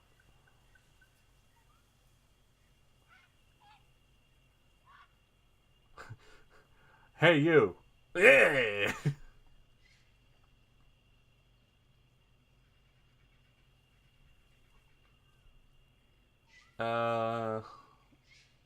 Let's gain knowledge. You respond that the wise are called so because they have accumulated a vast trove of knowledge. Their conclusions are more sound than those who do not know the details of the subject at hand. By the gathering of information about the vast one song, one can begin to perceive the deeper patterns which unite all things. Without those observations, those experiences with the world, the truth which underlies all cannot be known.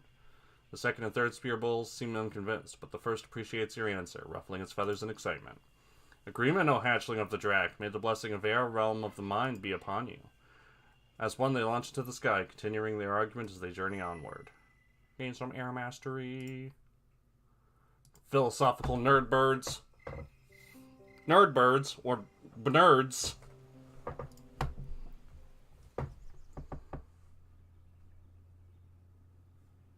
Okay. Very hungry, time to hunt.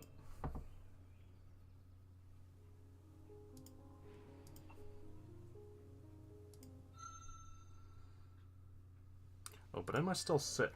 I am not. Dominated by the caustic no-tail smell. Let's start with a squirrel. Still far away. Draw near. Draw near.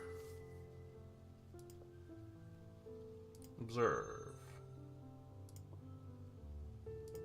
One more. And then strike. Got him. GG, squirrel.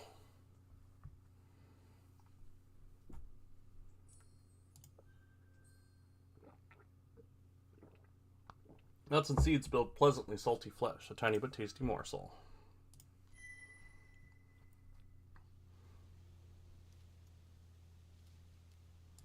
Now let's look at this. Encounter a tailless hunter foraging for food, following the way of its people. From its posture, you know that it is not ignorant of the fact that danger may be near. It is not very far away. If you dashed at it, it would only be several heartbeats. Gain knowledge of a certain mysterious animal.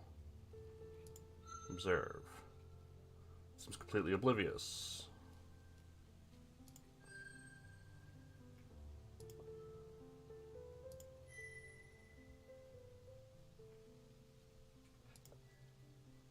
Get a little closer. Oh, run away!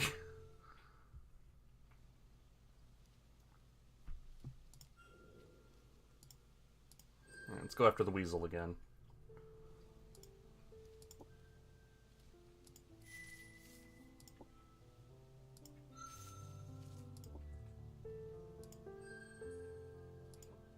So close.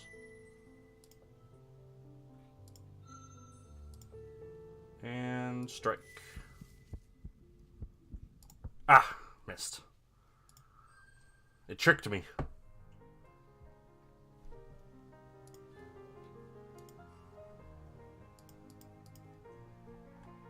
Yeah, I don't know, like, how it attacks, so...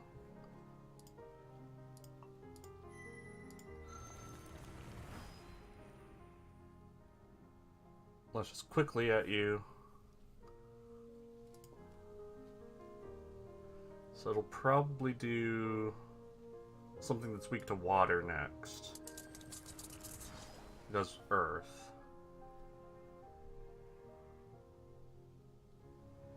So did air, earth. Let's do air. Oh, overcomes my defenses.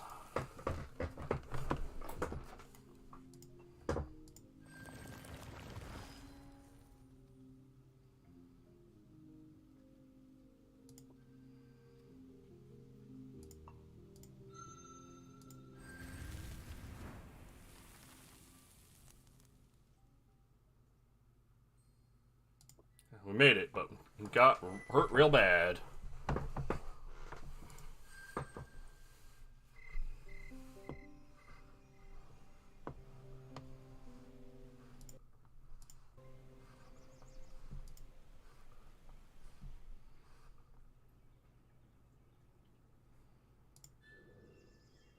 I'm still hungry too, but I gotta rest and recuperate for sure. Maybe twice.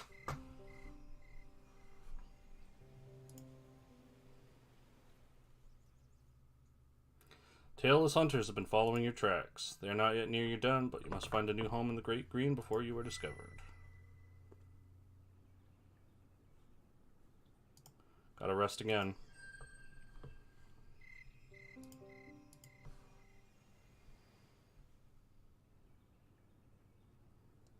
It's still yellow.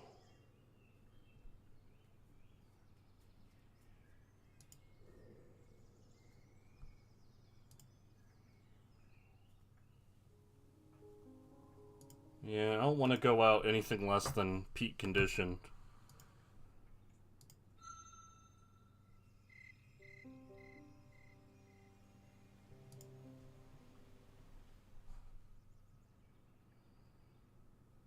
Okay, now we're back at full health. Go back here. And eat and eat and eat.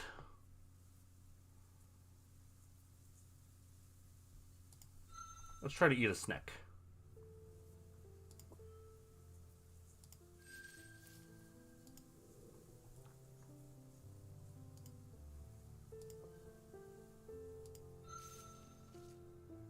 It clearly senses something is amiss.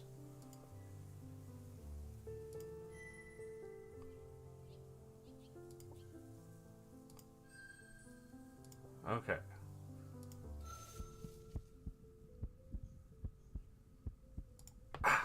Got faked out again.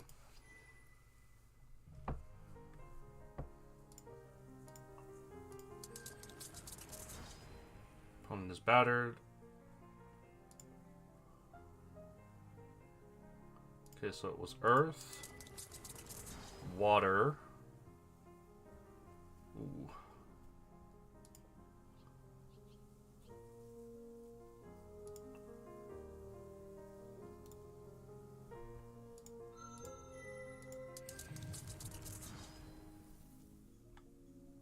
Yeah, I'm probably gonna die.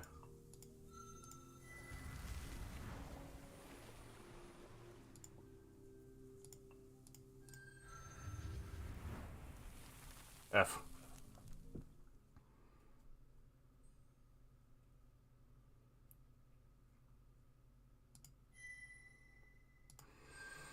Well, the taste is not bad. Your core begins to object shortly after you swallow the poisonous good beast. The unpleasant feeling spreads. You feel awful.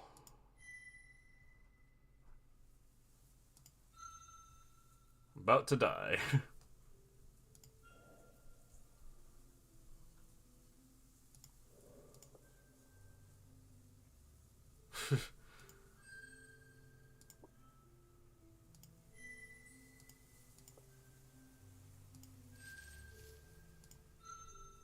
I don't like my chances.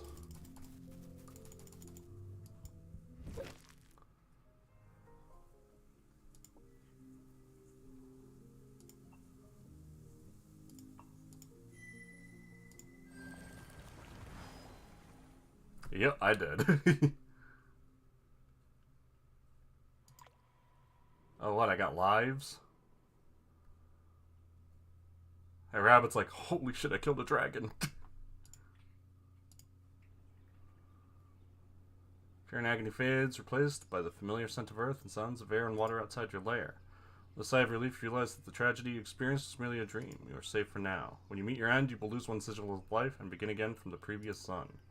In such cases, the end you witnessed was but a dream. All gains and losses from that sun are revoked, and you are given another chance. Take care not to repeat the same mistakes which led to your dream death.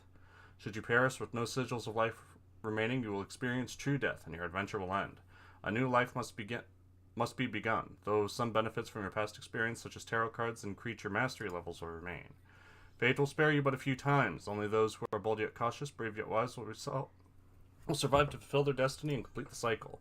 May be warned and may be blessed. So I'm still hungry.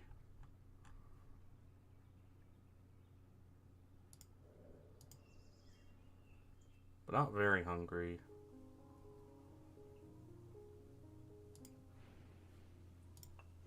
Let's explore then.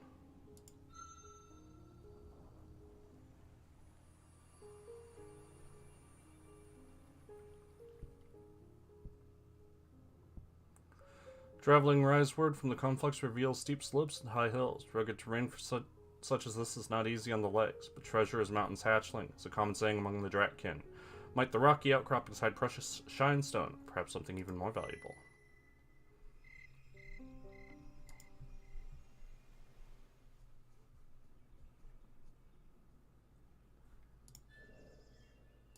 Games like this, and like, Long Live the Queen, are very much the type that you're not going to beat on your first try. And so I really don't intend to.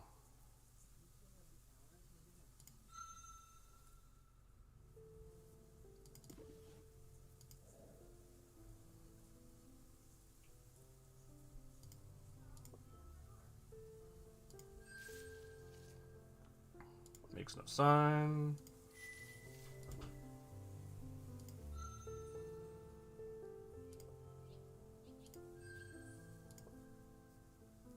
Strike. Ah.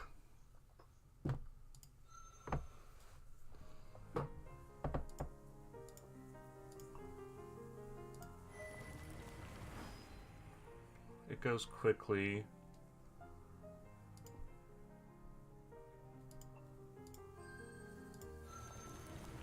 Let's just quickly... Oh, got it. Got it easily.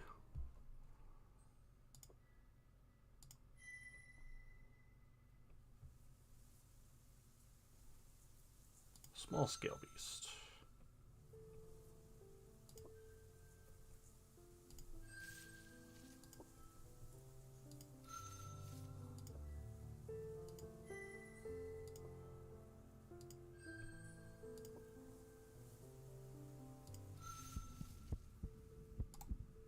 Damn it.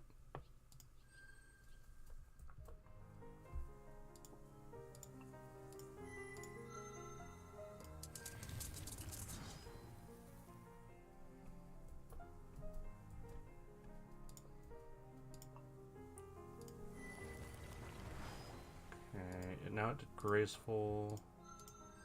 So it shouldn't do graceful again. Overcome your opponent's defenses.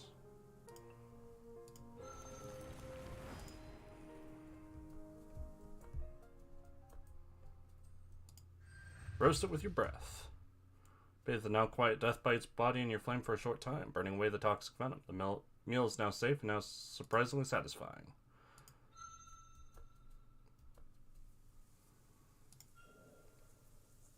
We are well fed and replete. Let's look at the tiny scale beast, smelling of meadows.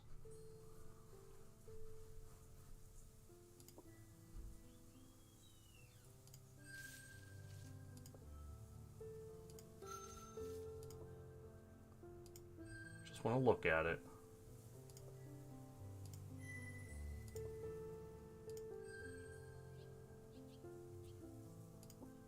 Alright, I'll leave it alone.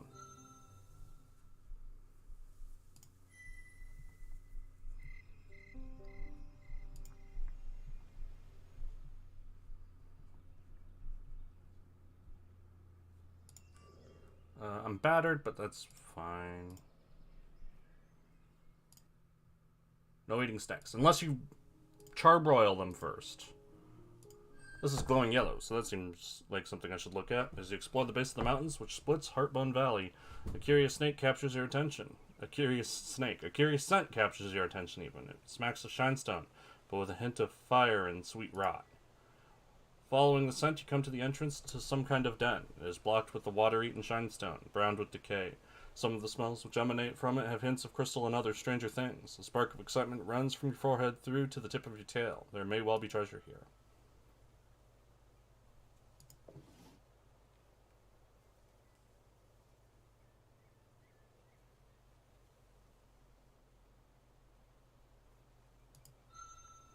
There seems to be a small piece of shaped shinestone a snout's length below the cover. Probably serves some purpose. Perhaps it opens the cover.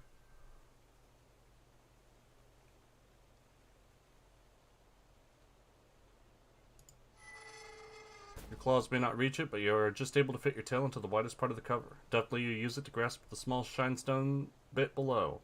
A few yanks of your body and it moves, and the cover swings suddenly open. You roar in pain as your tail is pinched, and thrashing you pull the cover clean off. The way is now clear, though your tail is throbbing.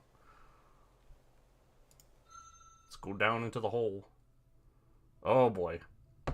Once you reach the bottom of the shaft, it levels out. With some difficulty, you manage to turn so that you are moving snout first. There is almost no light in here, making your eyes nearly useless. But traces of interesting scents abound. There is something below, as well as the traces of small furbies moving through the area. Rat! You have only made it a little forward progress when you sense something in the darkness below you. It is a bear tail, one of the tribes of small furbies renowned for their keen senses and knack for survival, even against great difficulties. There is something very strange about this one, however. Something both wrong and right. Surprisingly, it does not flee from you, but approaches and calls out to you with its mind. 1 and 1 combine into 2, 2 and 2 combine into 4, 4 and 4 combine into many. By the enlightened mind I bear, with which I can grasp even number, and in the name of survival, this one brings warning. Danger awaits in the abandoned lair of the others. Guardians, living and unliving, bar the way below. You tempt destruction by your presence. We do not threaten, we only advise, great kin to be. You have never heard of a mere beartail being able to communicate in such a way. Normally their thoughts are shallow and easily understood. What do you do? I want to know about you. This one is never ever enkindled envoy of the almighty beast, the undying master, most powerful of your great kin. This one is on a holy mission. The master commands it. More than this is not for you to know, O honored one. You tread within the stiff, sharp bones of a work layer of the Delvers, the sun-fearing two-legged takers from below. Though they are gone from here many turnings ago, their twisting of the Great Mother's body remains, resisting the healing breath of time. The burning ones and their servants from among my people remain. Tread carefully, the slayer hungers in strange ways. The beartail makes a low-snouted gesture of submission and respect, and then retreats into the darkness. It leaves not even a scent trail behind, which is slightly terrifying. A beast without a scent is a defiance of all you know to be true. You definitely don't want to eat that.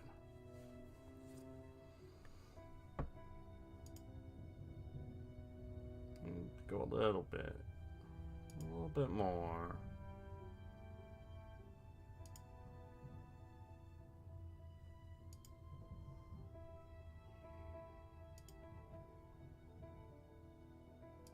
I'm very curious.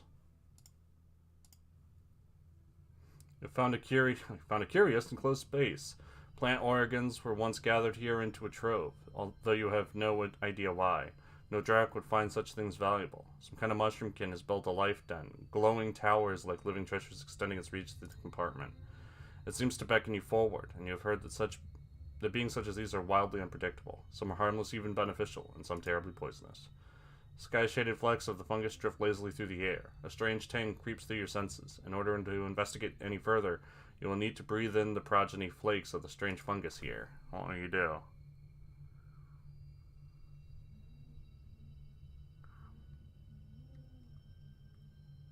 Breathe the fungus! This is a trove of decayed vegetable matter crowned with a triumphant palace of mushrooms. Beautiful and luminous, the fungal beings constantly murmurs to itself into the air. Burn it! Belch up a large quantity of fire seed and breathe it all over the fungus, which takes several applications of flame before it finally dies. Its twisted corpse emitting fine wisps of white-blue smoke which curl into halos in the darkened air. Everything else has also perished in the fire, and there is nothing more of value. Well, I burned a fungus, I burned a mushroom, so I did good.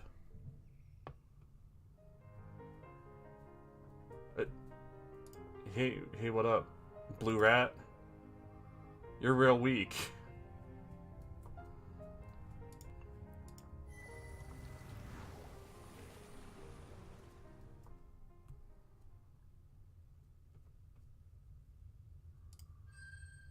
It is absolutely delicious, tasting much, much better than any bear tail you've ever smelled before. You're fortunate to have found such a delicacy. Why is it blue?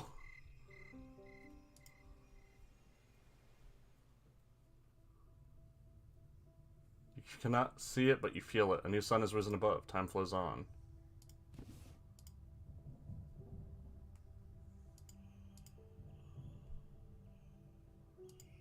Let me out. Is it explode the basement? It's a curious thing.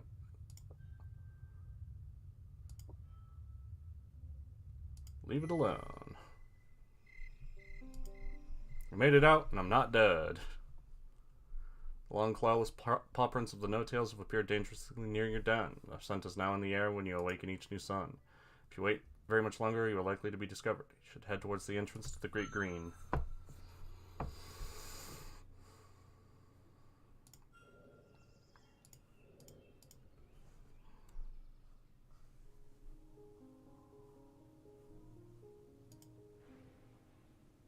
I don't know which one's the Great Green. I assume not towards the what looks like a farmland.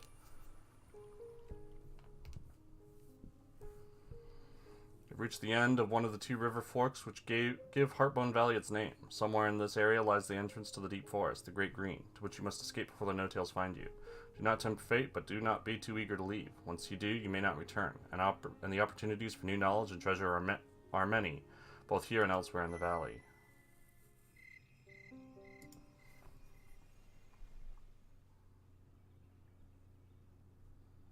How's my hunger? Regular hungry. That's fine.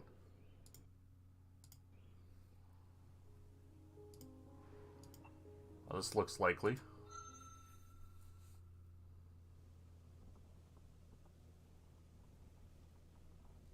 We've come to a sacred place.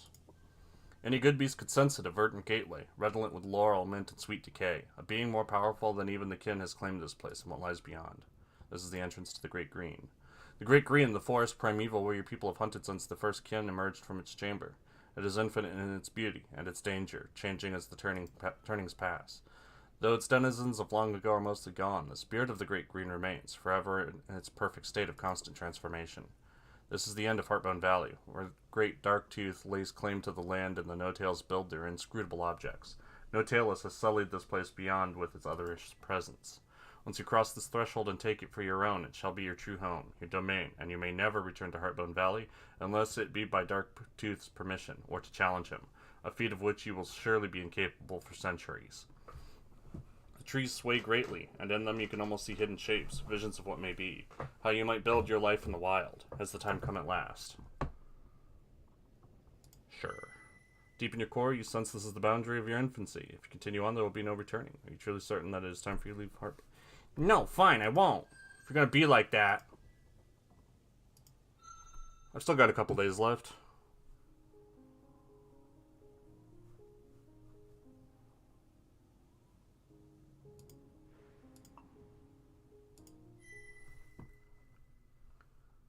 Oh. As you are returning to your den at dusk, an odd keening noise draws your attention. Investigating, you discover a strange sight. Two groups of tailless beings are rotating, gyrating on their spindly hind legs while clutching each other with their forepaws. What could this strange dance be? The dark ones are no-tail givers. You can smell their musky, oily scents, each one different, but the bright ones. What are they? They appear somewhat like no-tail birthers, but they are almost certainly not.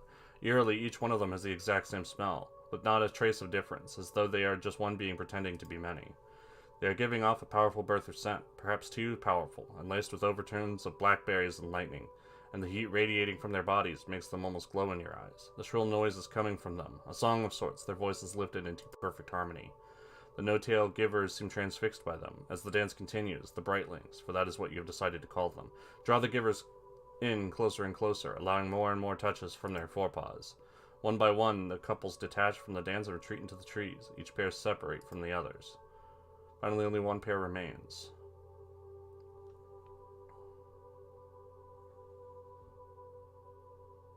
Attempt to sing into the man. You attempt to sing to the giver's mind, but there's some kind of interference, so something else is already singing to it, though in a completely different way. Confused, the no-tail shakes its half-naked head and looks around. Seeing you, it panics and retreats.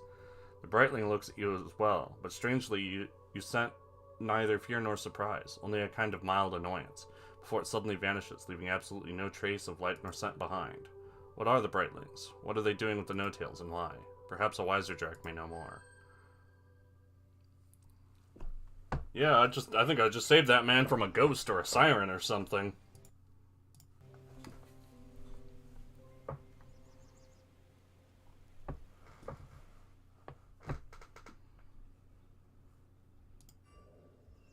Very hungry time. Let's go to that water. I've swam twice.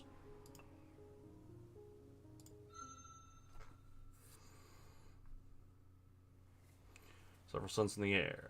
Rain scale, feather beast smelling of the reeds, tiny scale beast smelling of the reeds. Keen senses have revealed the presence of a rain scale here. It is as yet ignorant, great distance, wind is neutral.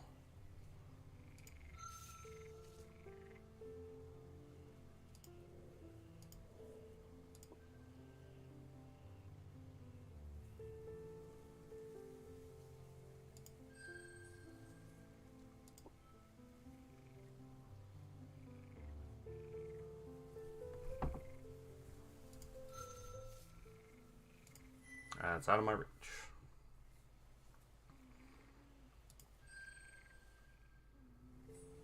Duck! Duck is strong.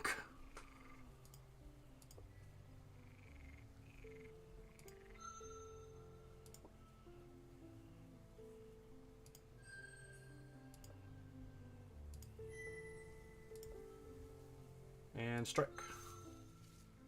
Wings away.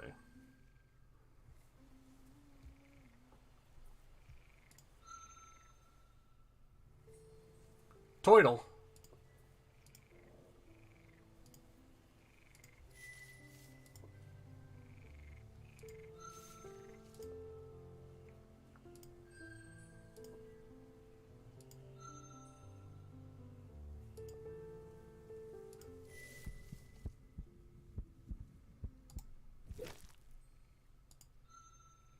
Did that not count? It looked like it counted. Ah, it's crippled.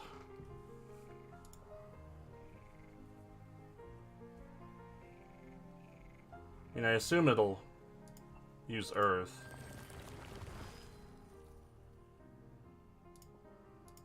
Alright. Bounce off this.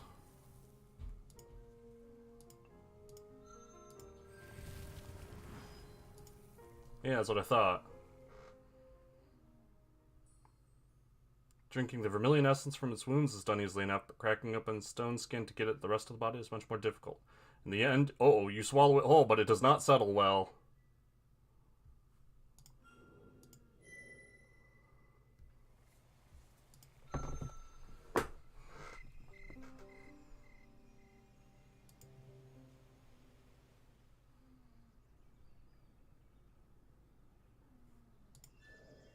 Still very hungry.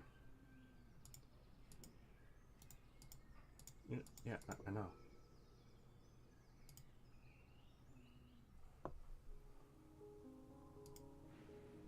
Let's get some more rabbits. Or snacks.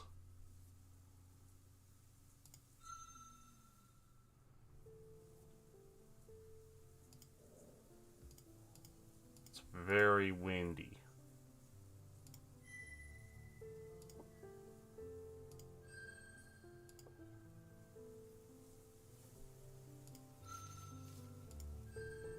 Yeah. I'm just not sneaky enough to get a bird.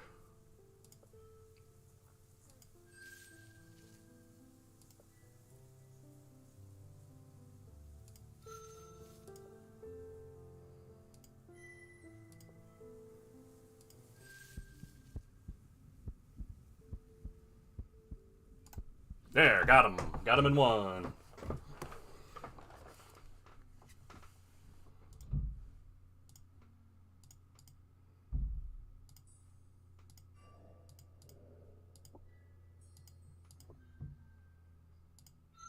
Learned more about them. That's one way of putting it. Go after another rabbit.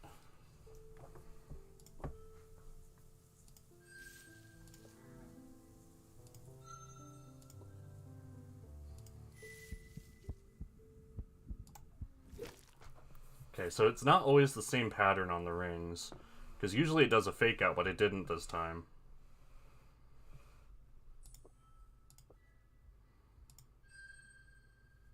Now I'm well fed. Enter the womb of the Great Mother, feeling the soft fur, the love of my many brothers and sisters. I leave her womb and am reborn, the wind in my ears, the lush and verdant feast before me. May we all return to earth and sleep within her perfect body. May we all be reborn within each departure. This is our way, the good way of the long years. Oh, my bond with the elements has grown for eating lots of rabbits. For getting protein poisoning. Oh, F. The blue fungus which has entered your body has been filling your lungs more and more with each passing sun. At last you are unable to take in enough air, fall dormant, and soon enter the great silence. The fungus makes a layer out of your body, which it finds to be a fertile place indeed, and continues to reach out its subtle, deadly fangs towards other hapless creatures. Yeah, I mean, what do you do?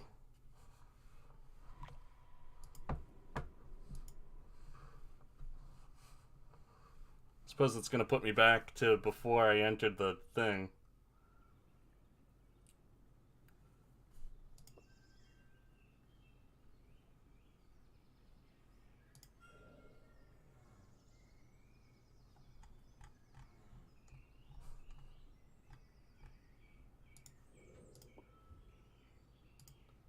Yeah, I still have the fungus among us.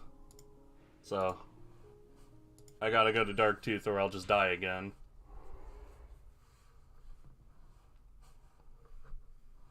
Standing near one of Darktooth's scent marks, you have let out a song of annunciation. After a short time, the Elderkin arrives. It settles its body down among the hills like a low mist and waits for you to state your purpose. Naturally, any question must come with an appropriate payment.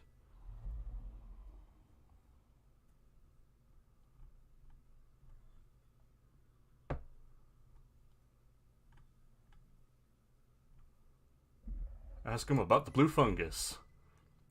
A presumptuous, troubling thing. Like all fungus, it is other, unrelated to the plants and beasts born of earth and sun. Its descent was before the age of rising, when air and water were still weak and fire was strong. We have lived in relative harmony with the fungi, some are even beneficial. Beware those which emit their own light or have strong colors, however they could bring destruction even to great beings such as we. If it has taken root within, you must make your body inhospitable. Certain warriors among the tail beast tribe carry a deadly venom. Consuming one raw will eliminate the fungus from you. There is another way as well, more certain and immediate, but only a desperate youngling would willingly choose it. There are two prices to pay, one of treasure and one of agony unimaginable.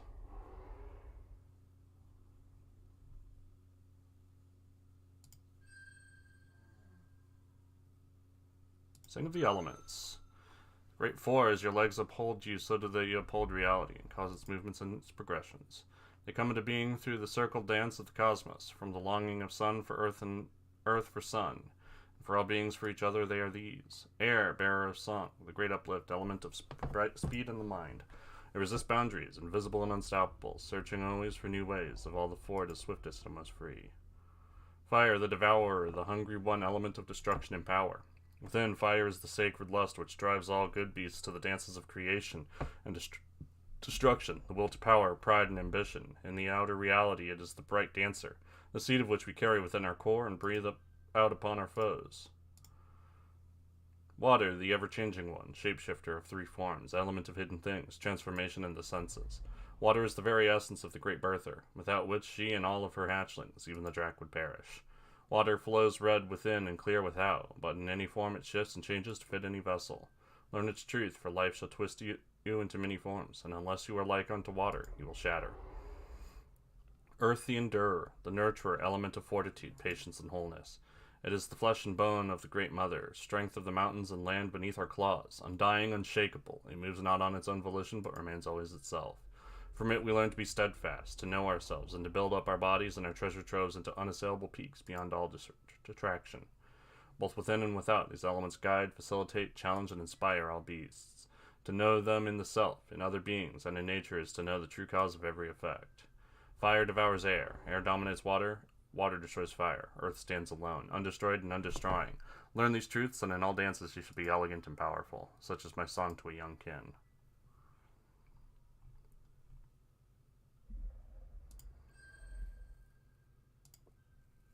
Though not wholly ignorant of them, we know not enough of the ones you call brightlings to give counsel. It seems that they are some kind of other, and that they are somehow connected to the no-tails, and for both of these reasons a young kin would be wise to deal with them very cautiously. I sing this for myself, for my own amusement. Payment is not required.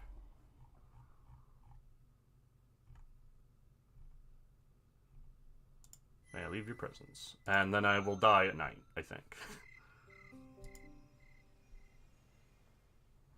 Yep, die at night. So I need to eat a snack.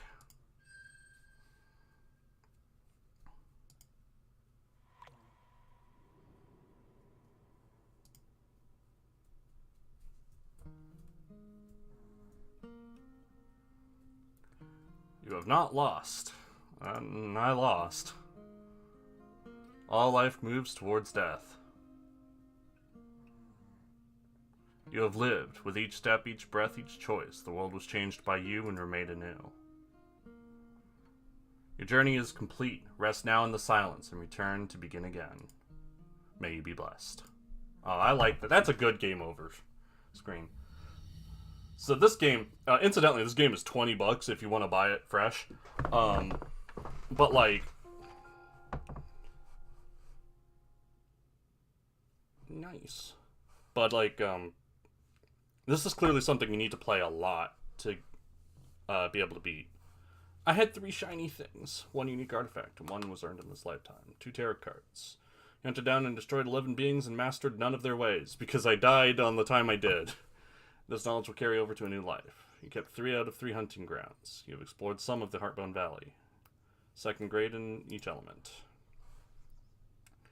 But I don't want to burn myself out on this. So to show you a sense of the scope of this game, here's all of the paintings, right? First page, mostly tutorial. 2nd page, and then, you know, there's some more, and then oh boy, there's a lot. I barely scratched the surface. I ain't beating this today. So this is going on the schedule for next week as well. Next week is like 4 days have already been accounted for then.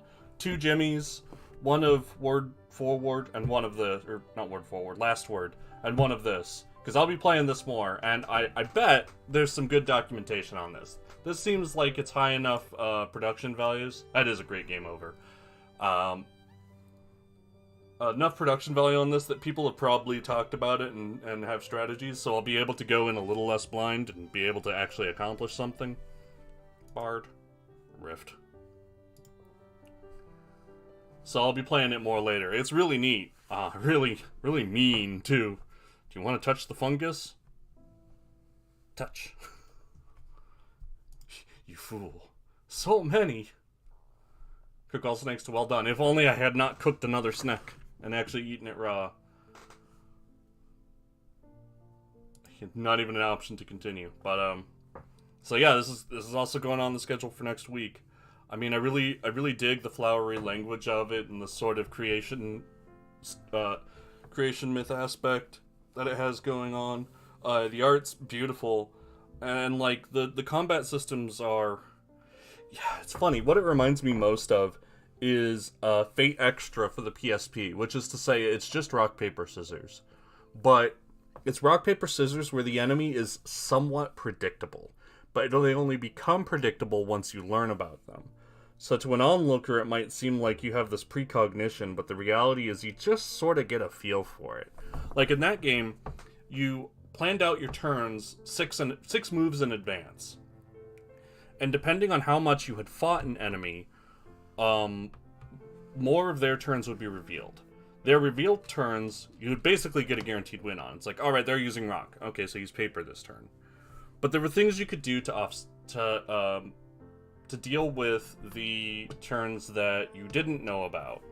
You could, for one, learn an enemy's general pattern. Certain enemies had not parallel, symmetry with their moves. Like if they did rock paper scissors, they would then do rock paper scissors again. Some enemies would have reverse symmetry, or some enemies would have reverse symmetry, and some would have proper symmetry. So if they did rock paper scissors, they would then do scissors paper rock. So if you saw like, and it wouldn't be consistent. It wouldn't always start with like rock. It would start with one of them and then continue the cycle from there. So if it started with scissors, if it goes rock paper scissors, then you knew it would go like scissors rock paper. Or even just if you saw scissors in the middle in the slot 2 and rock in like slot 6, you'd be able to tell that, all right, so if rock has slot 6, that means it's also in slot 3, and if scissors is in slot 2, that means it's also in slot 5. And so with just 2 pieces of information, you've gleaned 4, and really all of them, because now you know where paper is well. And so with just 2 pieces of information, you're able to win all 6 matches. But let's say maybe you get 2 pieces of redundant information. You get scissors on 2 and 5. You can then hedge a little bit. You can throw scissors in all of the ones you don't know about, and then you can use a spell in one of those. And spells always win, but they cost MP. Or an item.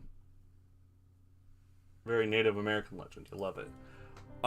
So that's the vibe this game is giving me, knowing that, being taught that rabbits always attack in earth, air, water. Was that the pattern it said they did? But you don't know where it starts. So once you do know where it starts, you're able to counter it from each move forward. And having a safe move is similar to the spell, except instead of costing resources, it instead just doesn't do all that much. And I really liked that game. I really liked Fate Extra, as simple as the gameplay was. And so I might like this more. I know, man, I'm gonna get real salty, though. Real tilted at the ring, because it fakes you out, and then it doesn't fake you out, and then, oh man, it ruins you. So, yeah, next week, some more of that. Next week's not gonna have too many new games for the